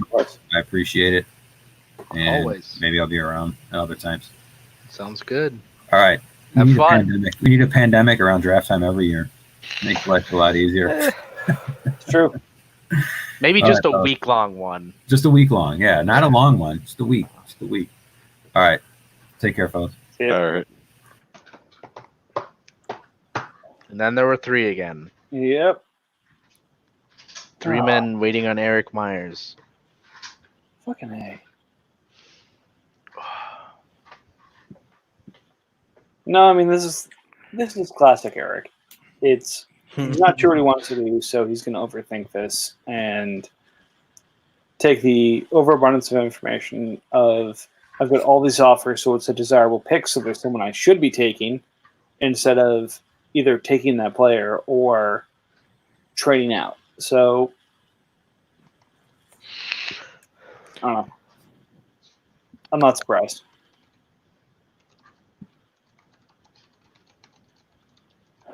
That said,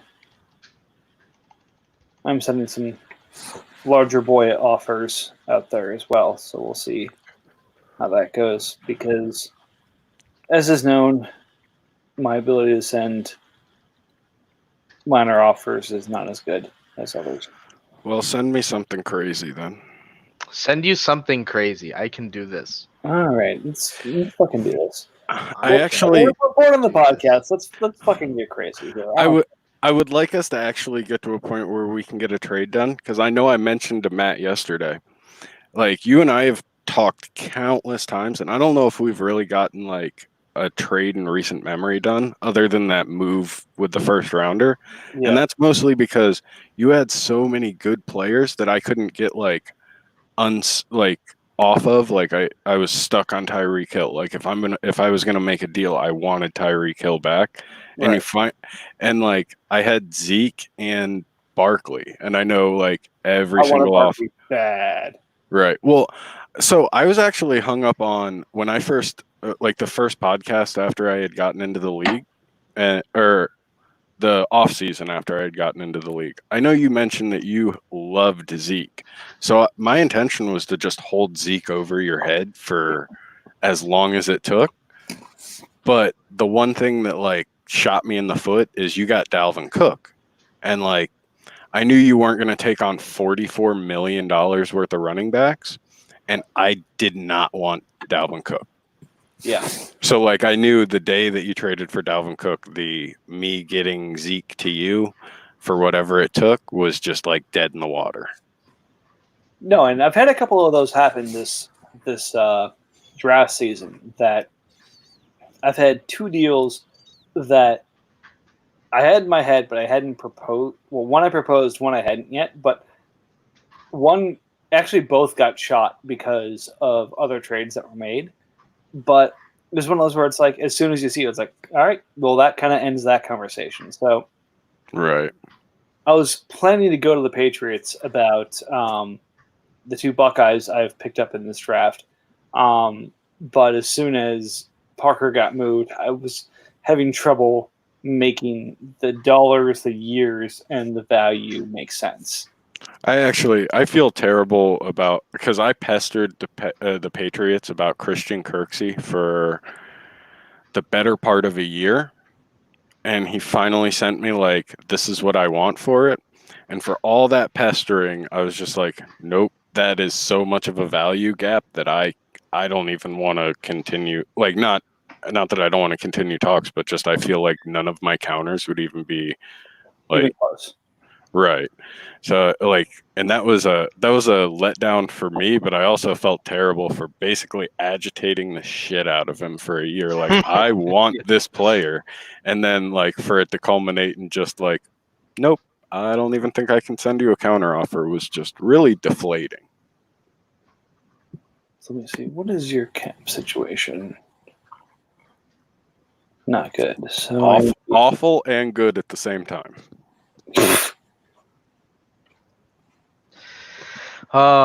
This is about to get real weird.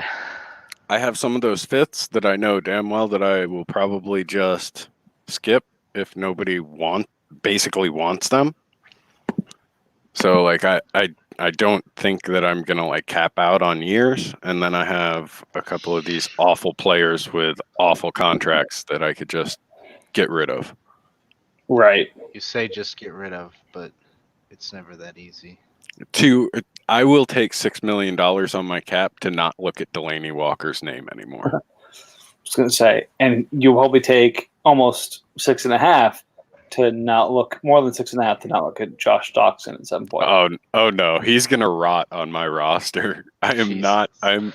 I cut a $6 million Donta Foreman last year that had a 5-year contract. I am not doing that shit again. Maybe we're not getting weird. Let me think. We might be getting weird. Just gonna send this, because why not? Wait, let me make sure. There we go.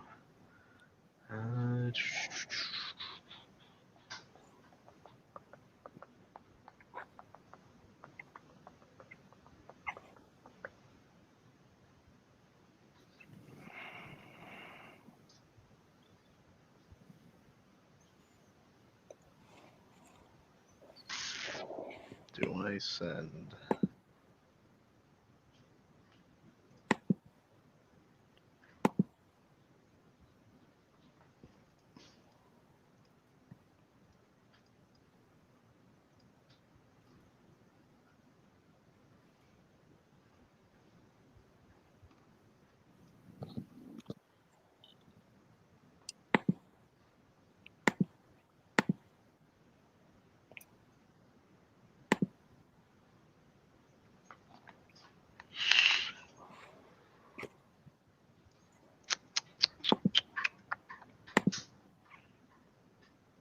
Pretty sure this is just going to be a no. I'm pretty sure. Are you sending it to somebody that's currently on the chat? Yes, but I haven't clicked the button yet. Okay. Fuck. No. Well, was that to me? I just don't even know like how to break down value here. So my problem is I keep I mean, trying we to can. look at positional need. Like, I see a value that makes sense, and then I look at it and say, well, there's no way this person's going to leave the situation with no one at receiver. Right. Yeah, if you're looking at my roster, I don't think there's a receiver that I move at this point. No, and that's my thing is I'm actually probably in the market to try to get ridiculous and find another wide receiver. right. Because something in my brain just says, "Oh, having 6 productive wide receivers is better than 5."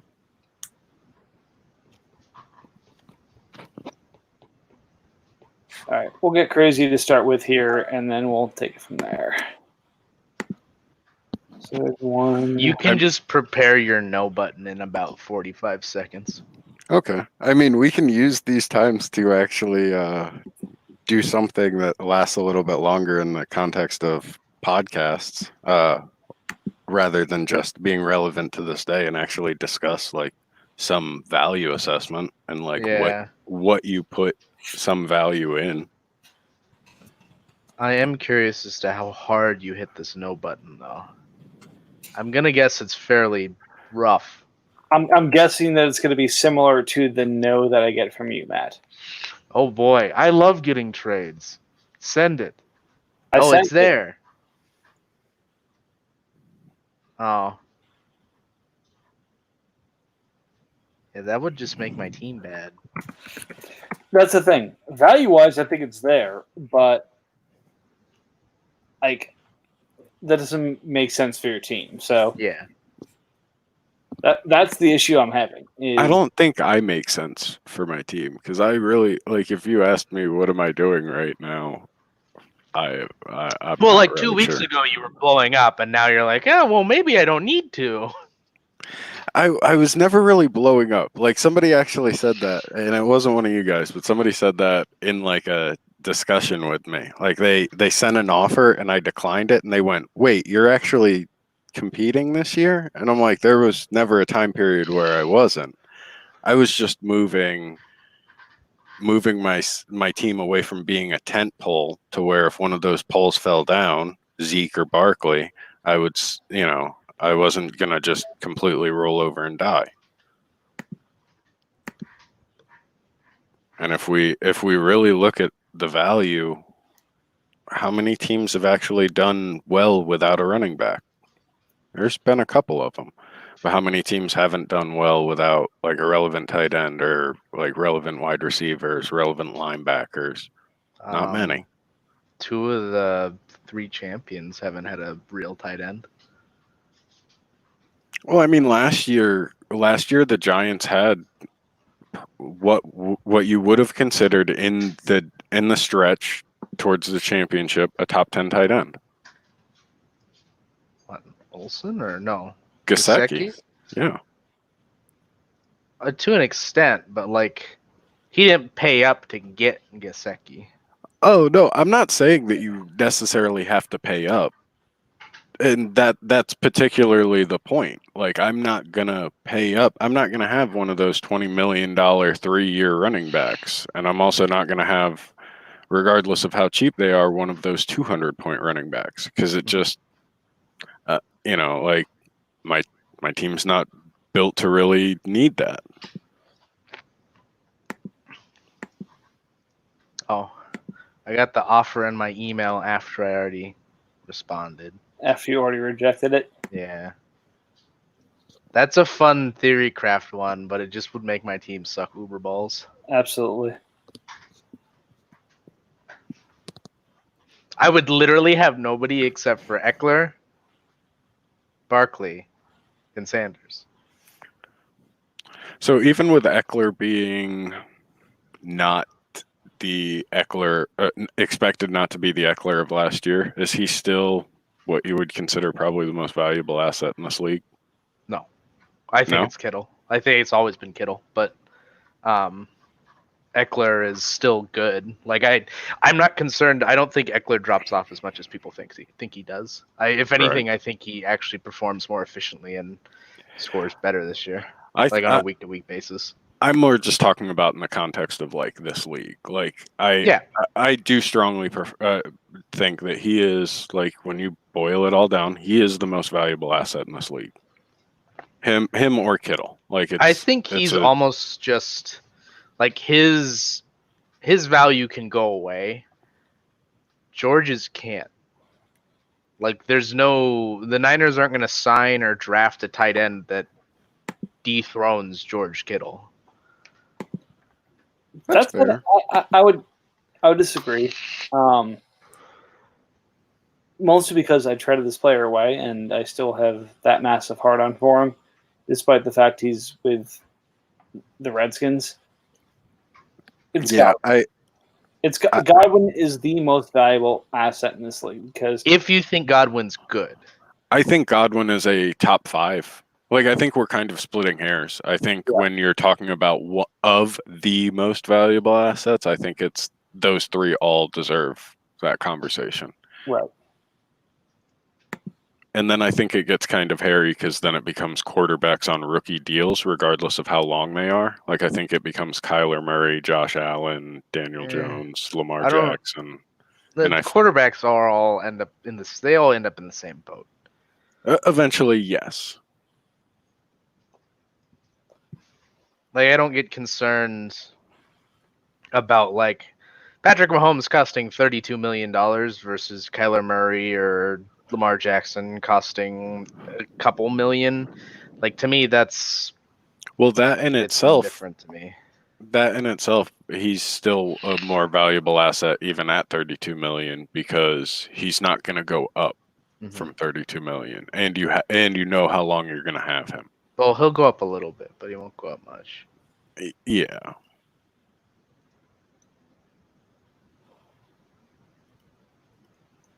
God, I've looked over these rosters more times than I can count, and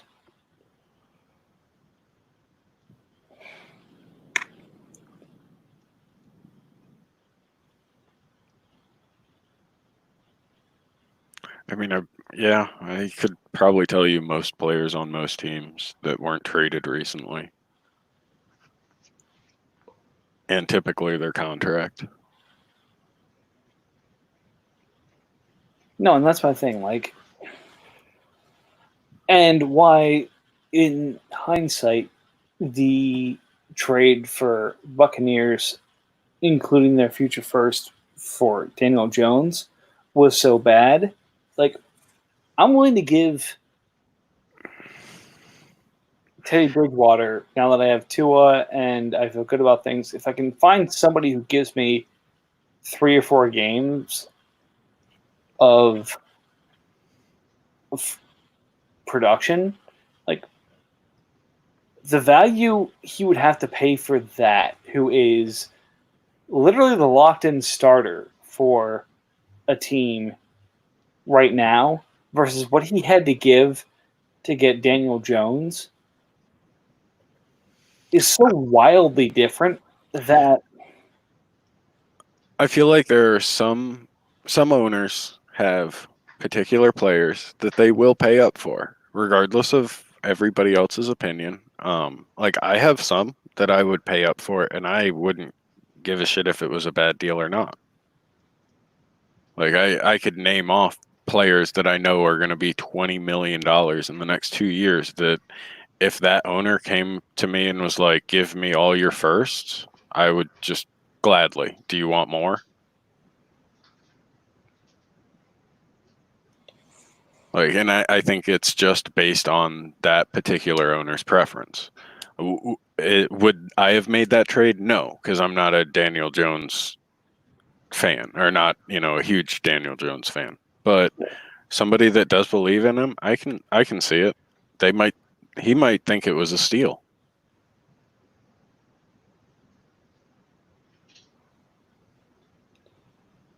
Yeah, well, not much we can do there. So let's see. Anything move on Eric? Eric is at work until 5 p.m. Eastern time, and then he will be responding and making his moves. So 8-minute countdown. Yep.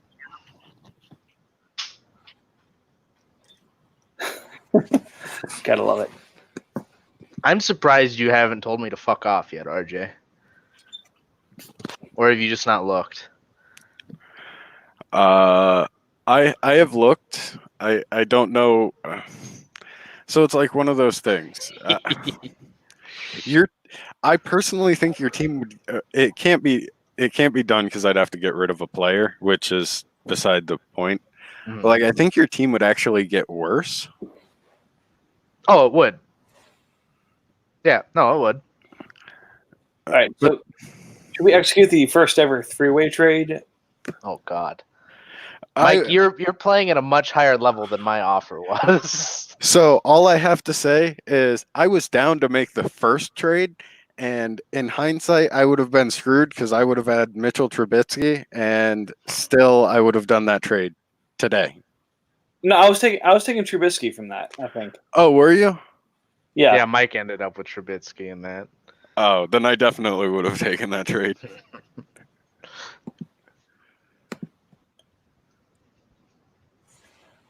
Amazing. Oh no, I'm down for a 3-way trade if you can figure it all out. All right. Each other shit. I don't know how the commissioners are gonna work that thing out, but I mean, it technically wouldn't be the first three-way trade because we had to launder a player through somebody at some point. Okay. I laundered a player through Mike to old Broncos, like 2 years ago. But that wasn't really a 3-team trade. That was a laundering of a player.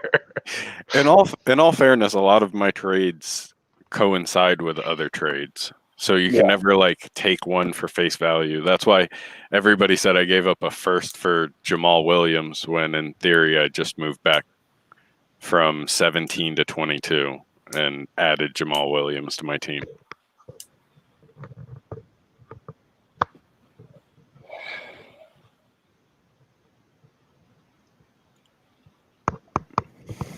So RJ, you wouldn't move any of the receivers for running backs?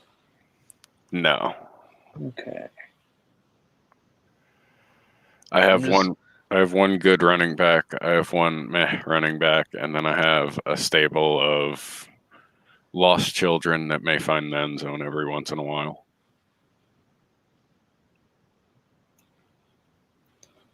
All right. So we do.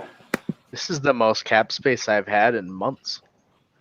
How much do you have? I have 17 million in cap. What? Yeah, almost 18 million. 17.876. The last time I looked at your team, you had 16,000. Yep. 2 weeks ago, or not even, no, a couple days ago, I had less than 100K. But that's what happens when you turn Amari Cooper into pieces. Yeah, I really. I made another move. What is the other move I made? I did something because it wasn't just all Amari.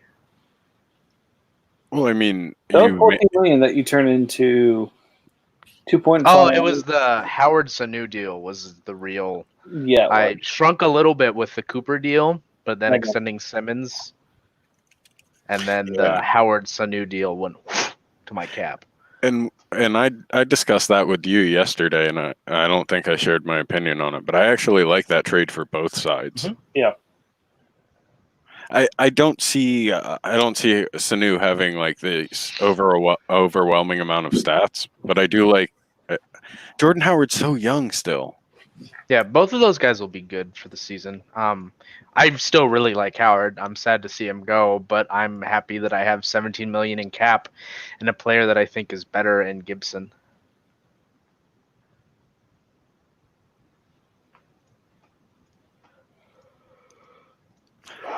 I'm a Darius Geist truther, so Oh.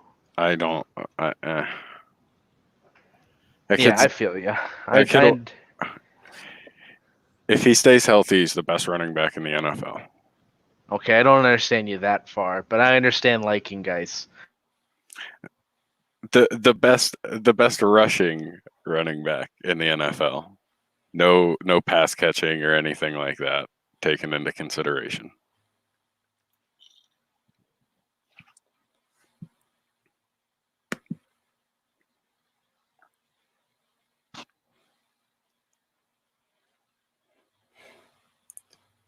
Did Matt get that disgusted with that comment that he just walked away? If only. I don't think so, but it wouldn't be the first time. I'm looking at like other pages, so like I clicked back and I don't see him there.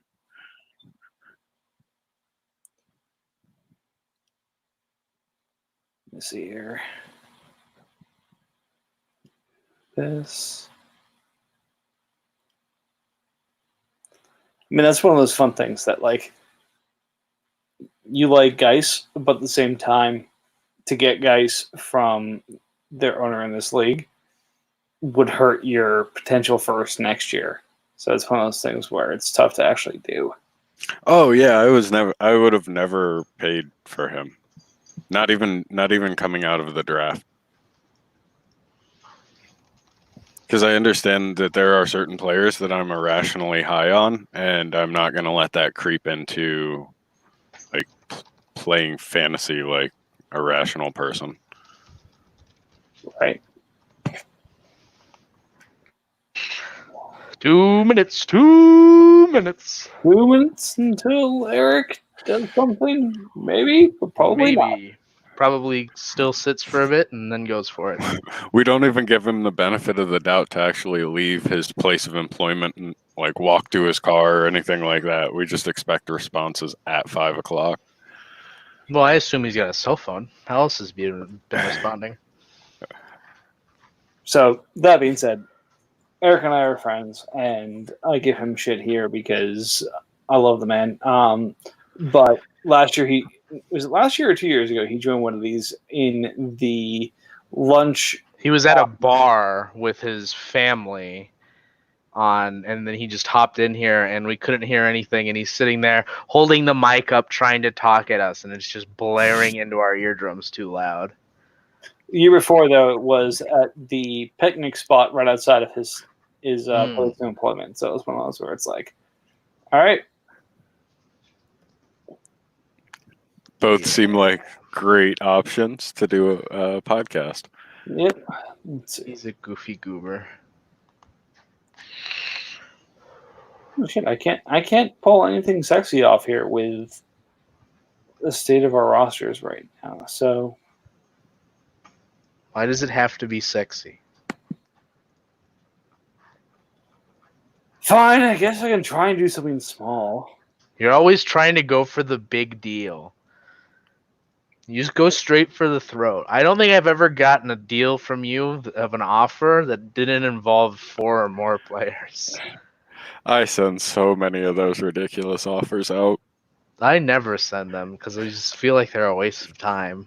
I have to think half of the not responses that I get is just due to the sheer amount of offers that I send out.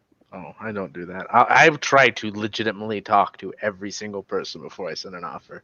Oh, I've reached out, and if it fails, then I just send you a whole bunch of offers so you get the Or forced to understanding respond. that, or you understand that I'm just willing to trade anything for anything. Mm-hmm.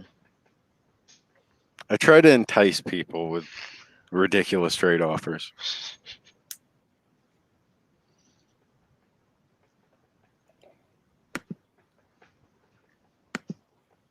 Let's see. Do I have something? Maybe? Not there. Maybe there.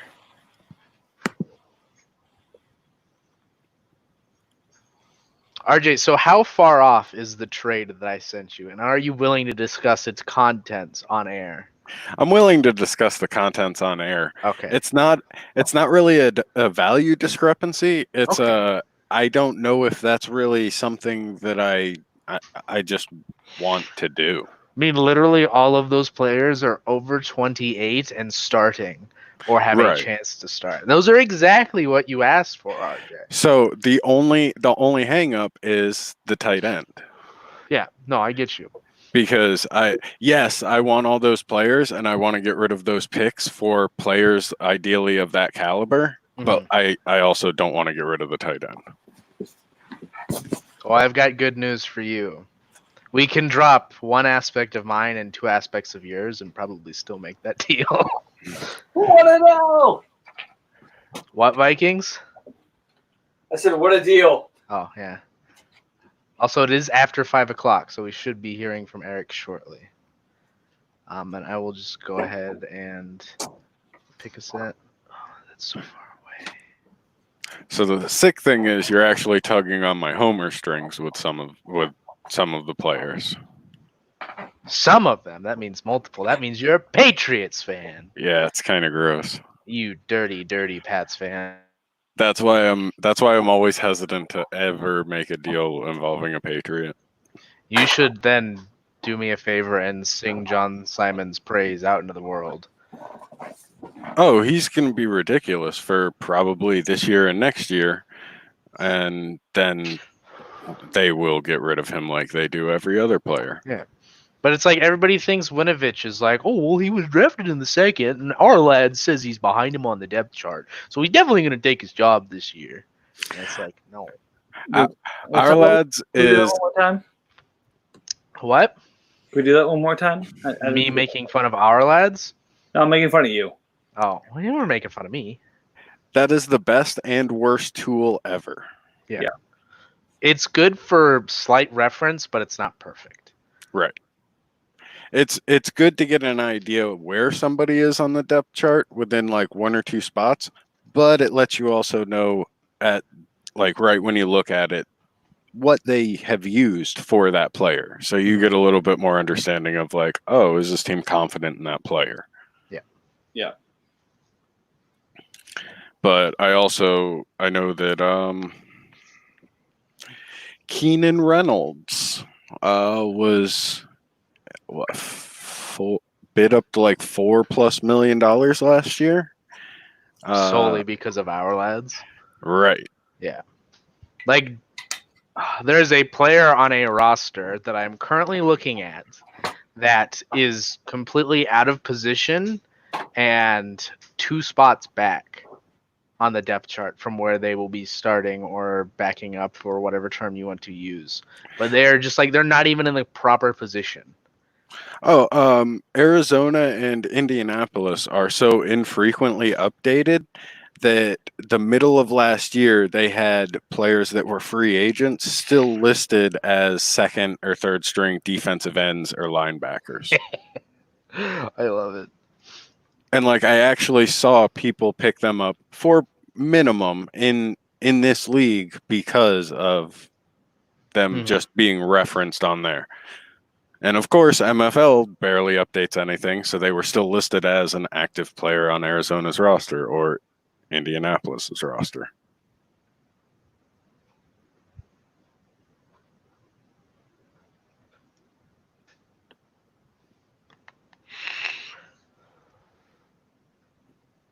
Uh-oh. I have to go rescue my vacuum. I will be right back.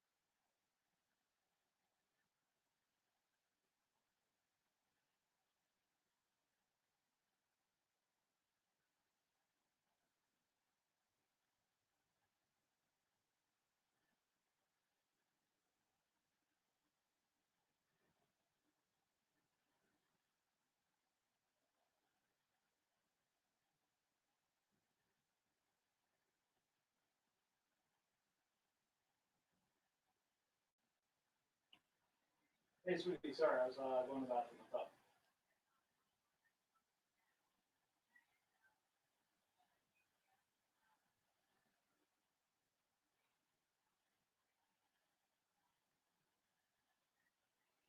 Mm-hmm.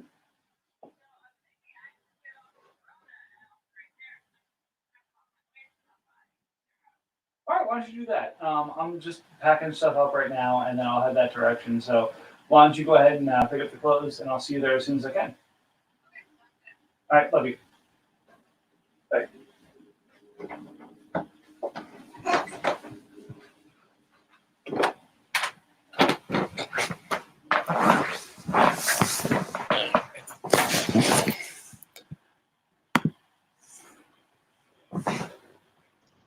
I am back. You're back. I am back as Yes. well. We've got one of those little goofy Rombas, the robot vacuums, Nice. and it took a tumble. So All right. Well, I've tried as effectively as I can to make a little on-air three-way deal happen, and unfortunately, I cannot. So, never lucky rubber ducky. like I said, it would have worked out for everybody involved, but you just don't want to. no, not this one. The one I was working on initially. Oh, maybe, possibly. Because the problem here is you both could use one more running back of consequence, but I can't give two up. So it's kind of a high-end, low-end situation where not everything else makes sense.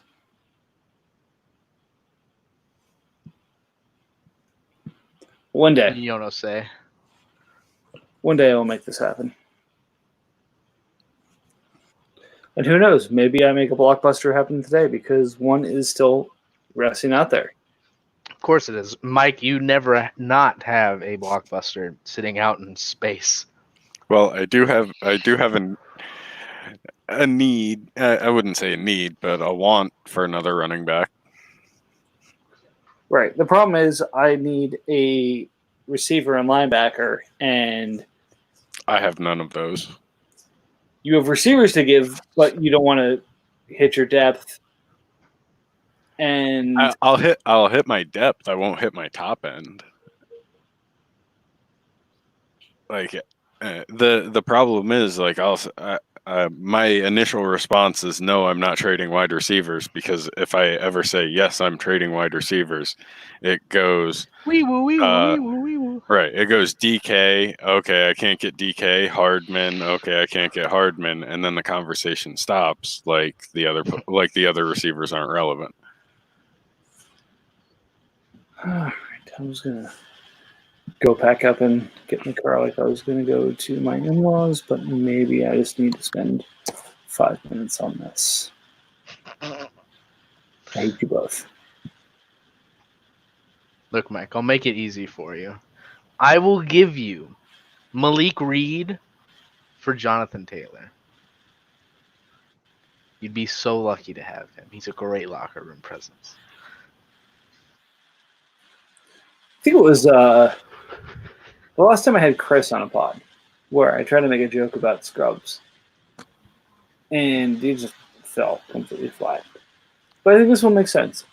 I will answer that request with absolutely not. Now make me a sandwich.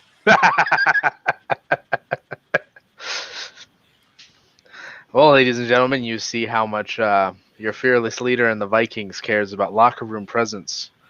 This does explain his Tyreek Hill move originally, but doesn't explain why he got rid of him. Because I believe in people. And after believing in people, I believed in other people more. He believed that the value of people would return, and it did. And then he believed in cashing out on said value. I don't think when Mike bought at value, the value changed much from there. I would have said so. I would have said that he was perceived as a top end wide receiver 2 rather than just a wide receiver 1 through and through. I see he's a receiver 1, but Barkley is in the top 5 conversation, and Barkley at his cost is absolutely a top 5. Oh, I'm talking about when you traded for Tyreek Hill. Oh, fair enough. Yeah, when you traded for him, though I don't think it was like massively diminished. It was somewhat a diminished value. So let's see. Because I don't think you gave up first rounds that were like that particular year.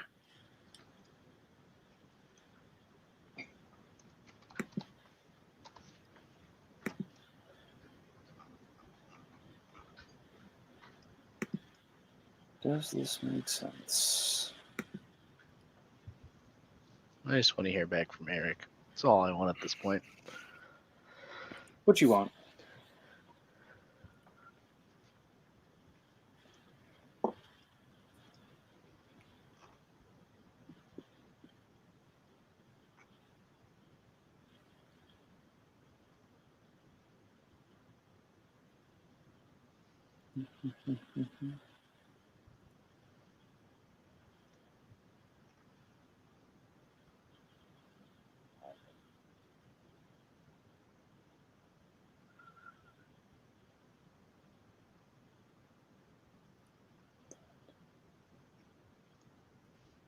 There you go. There's the less crackhead version one, Eagles. Okay. Well, actually, that one doesn't work. Let me send one that works that is not crackhead version. Okay. You have too many fucking players. Uh-huh.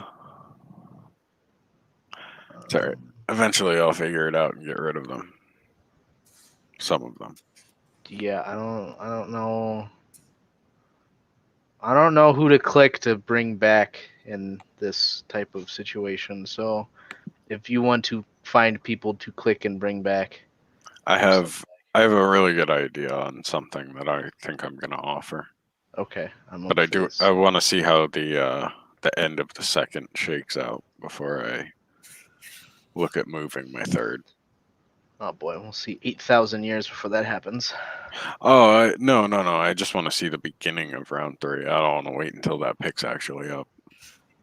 That would be I know. I'm saying like we're gonna see 8,000 years before the beginning of round 3 happens. I mean, it could always be yesterday. It could always be yesterday. We have gotten through like twice as many picks today. Yeah. Yeah, that was not a fun day.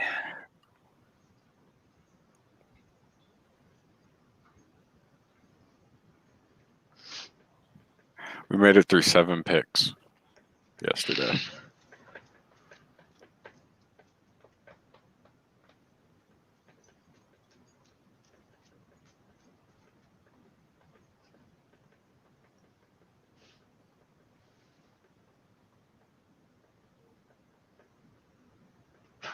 Also gonna send you another similar trade.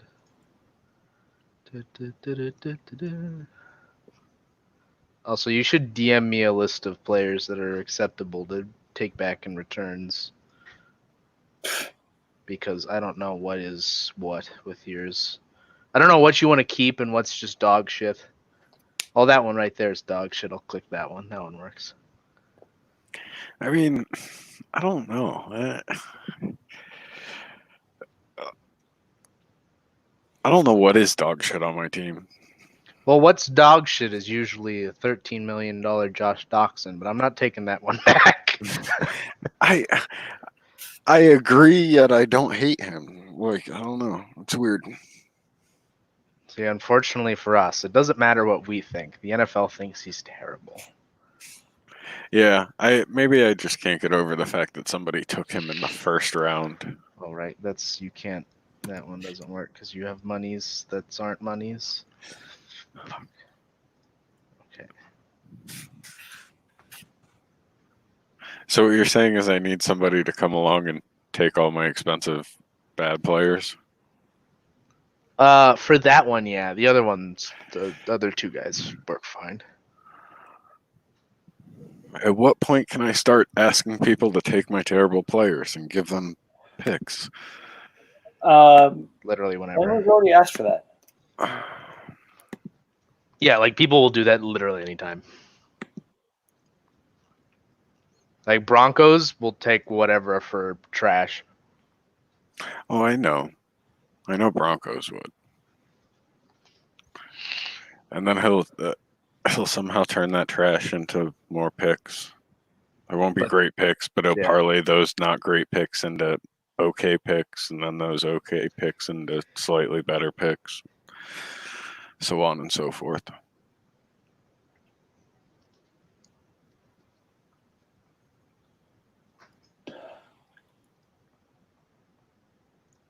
Damn it! I'm one piece away. From our 3-team deal. Yes. Oh boy, this is a fun one. So the issue is I need one more item from RJ, but Is it because cap? partially. And partially by taking on said cap. So why don't you back up your Saquon Barkley with this reasonably priced Dion Lewis? He's $2 million less than Barkley.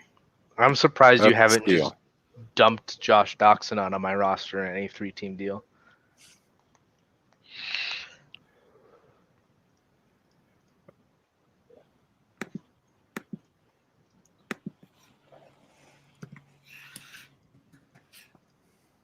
Right, Eric just needs to pick the player that I want here so I can cry and then move on with my life.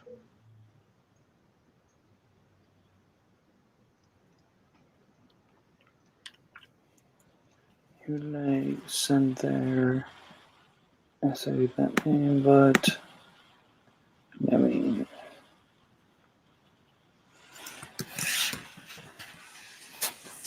that's right. Okay. Well.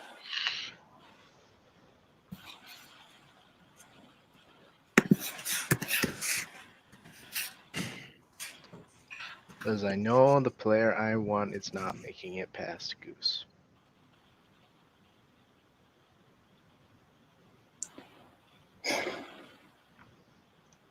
Which is the absolute worst feeling in the entire world.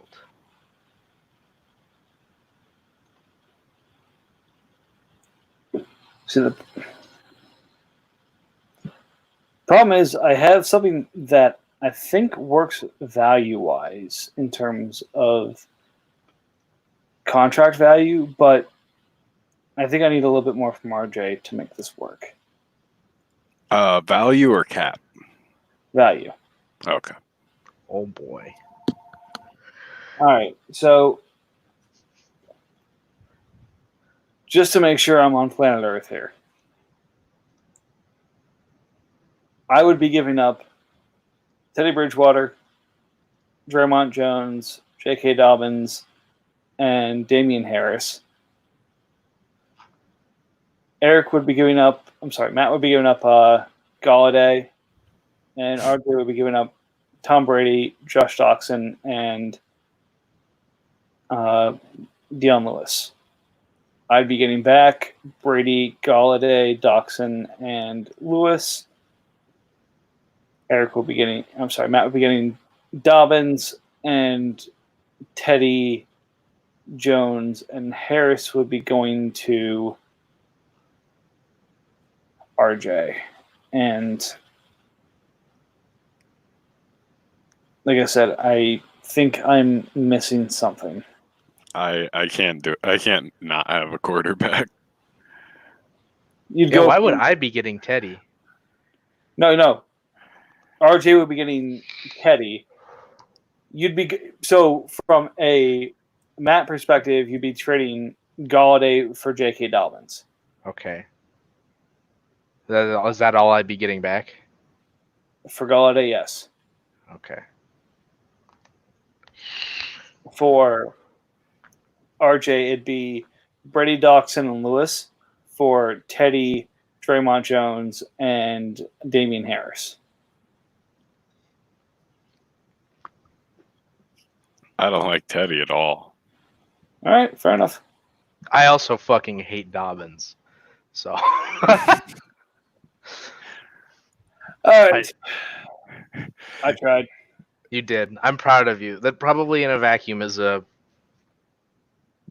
fair above water deal. I'm probably slightly off on the hate on Teddy, especially like where he is and the fact that they're confident in him. But he never, at $33 million especially, he never really appealed to me. Nope, that's fair. But eating all of the Dawson contract apparently does nothing. And replacing Dion Lewis with somebody who might get some solid contact in New England does nothing. It does something, but just not enough for me to go, all right, I think Teddy's the guy that I can stomach for the foreseeable future. Fair enough. Like you said, it's not the foreseeable future. I have 3 first-round picks, and we'll see what that gets me.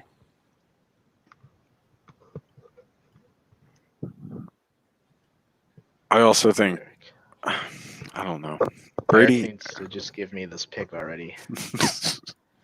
That's what You I think. You are holding out for that. All right, I need to get moving, get in the car, and start moving towards my in-laws because it's going to be a problem sometime soon. So I can leave this open if you guys want to keep going. If not, 4 hours, and that's been pretty good. Yeah, I think it. Yeah, I'm pretty much tapped for the day. Yeah, 4 hours seems reasonable. That's enough content. In terms of marathon, I think that works. Yeah. All right. Well, gentlemen, it's always a pleasure. And I'm sorry we couldn't get further or down with a second, but, sometimes you don't get there. We'll work something out eventually. Yep. One day I will get my 3-way. God damn it.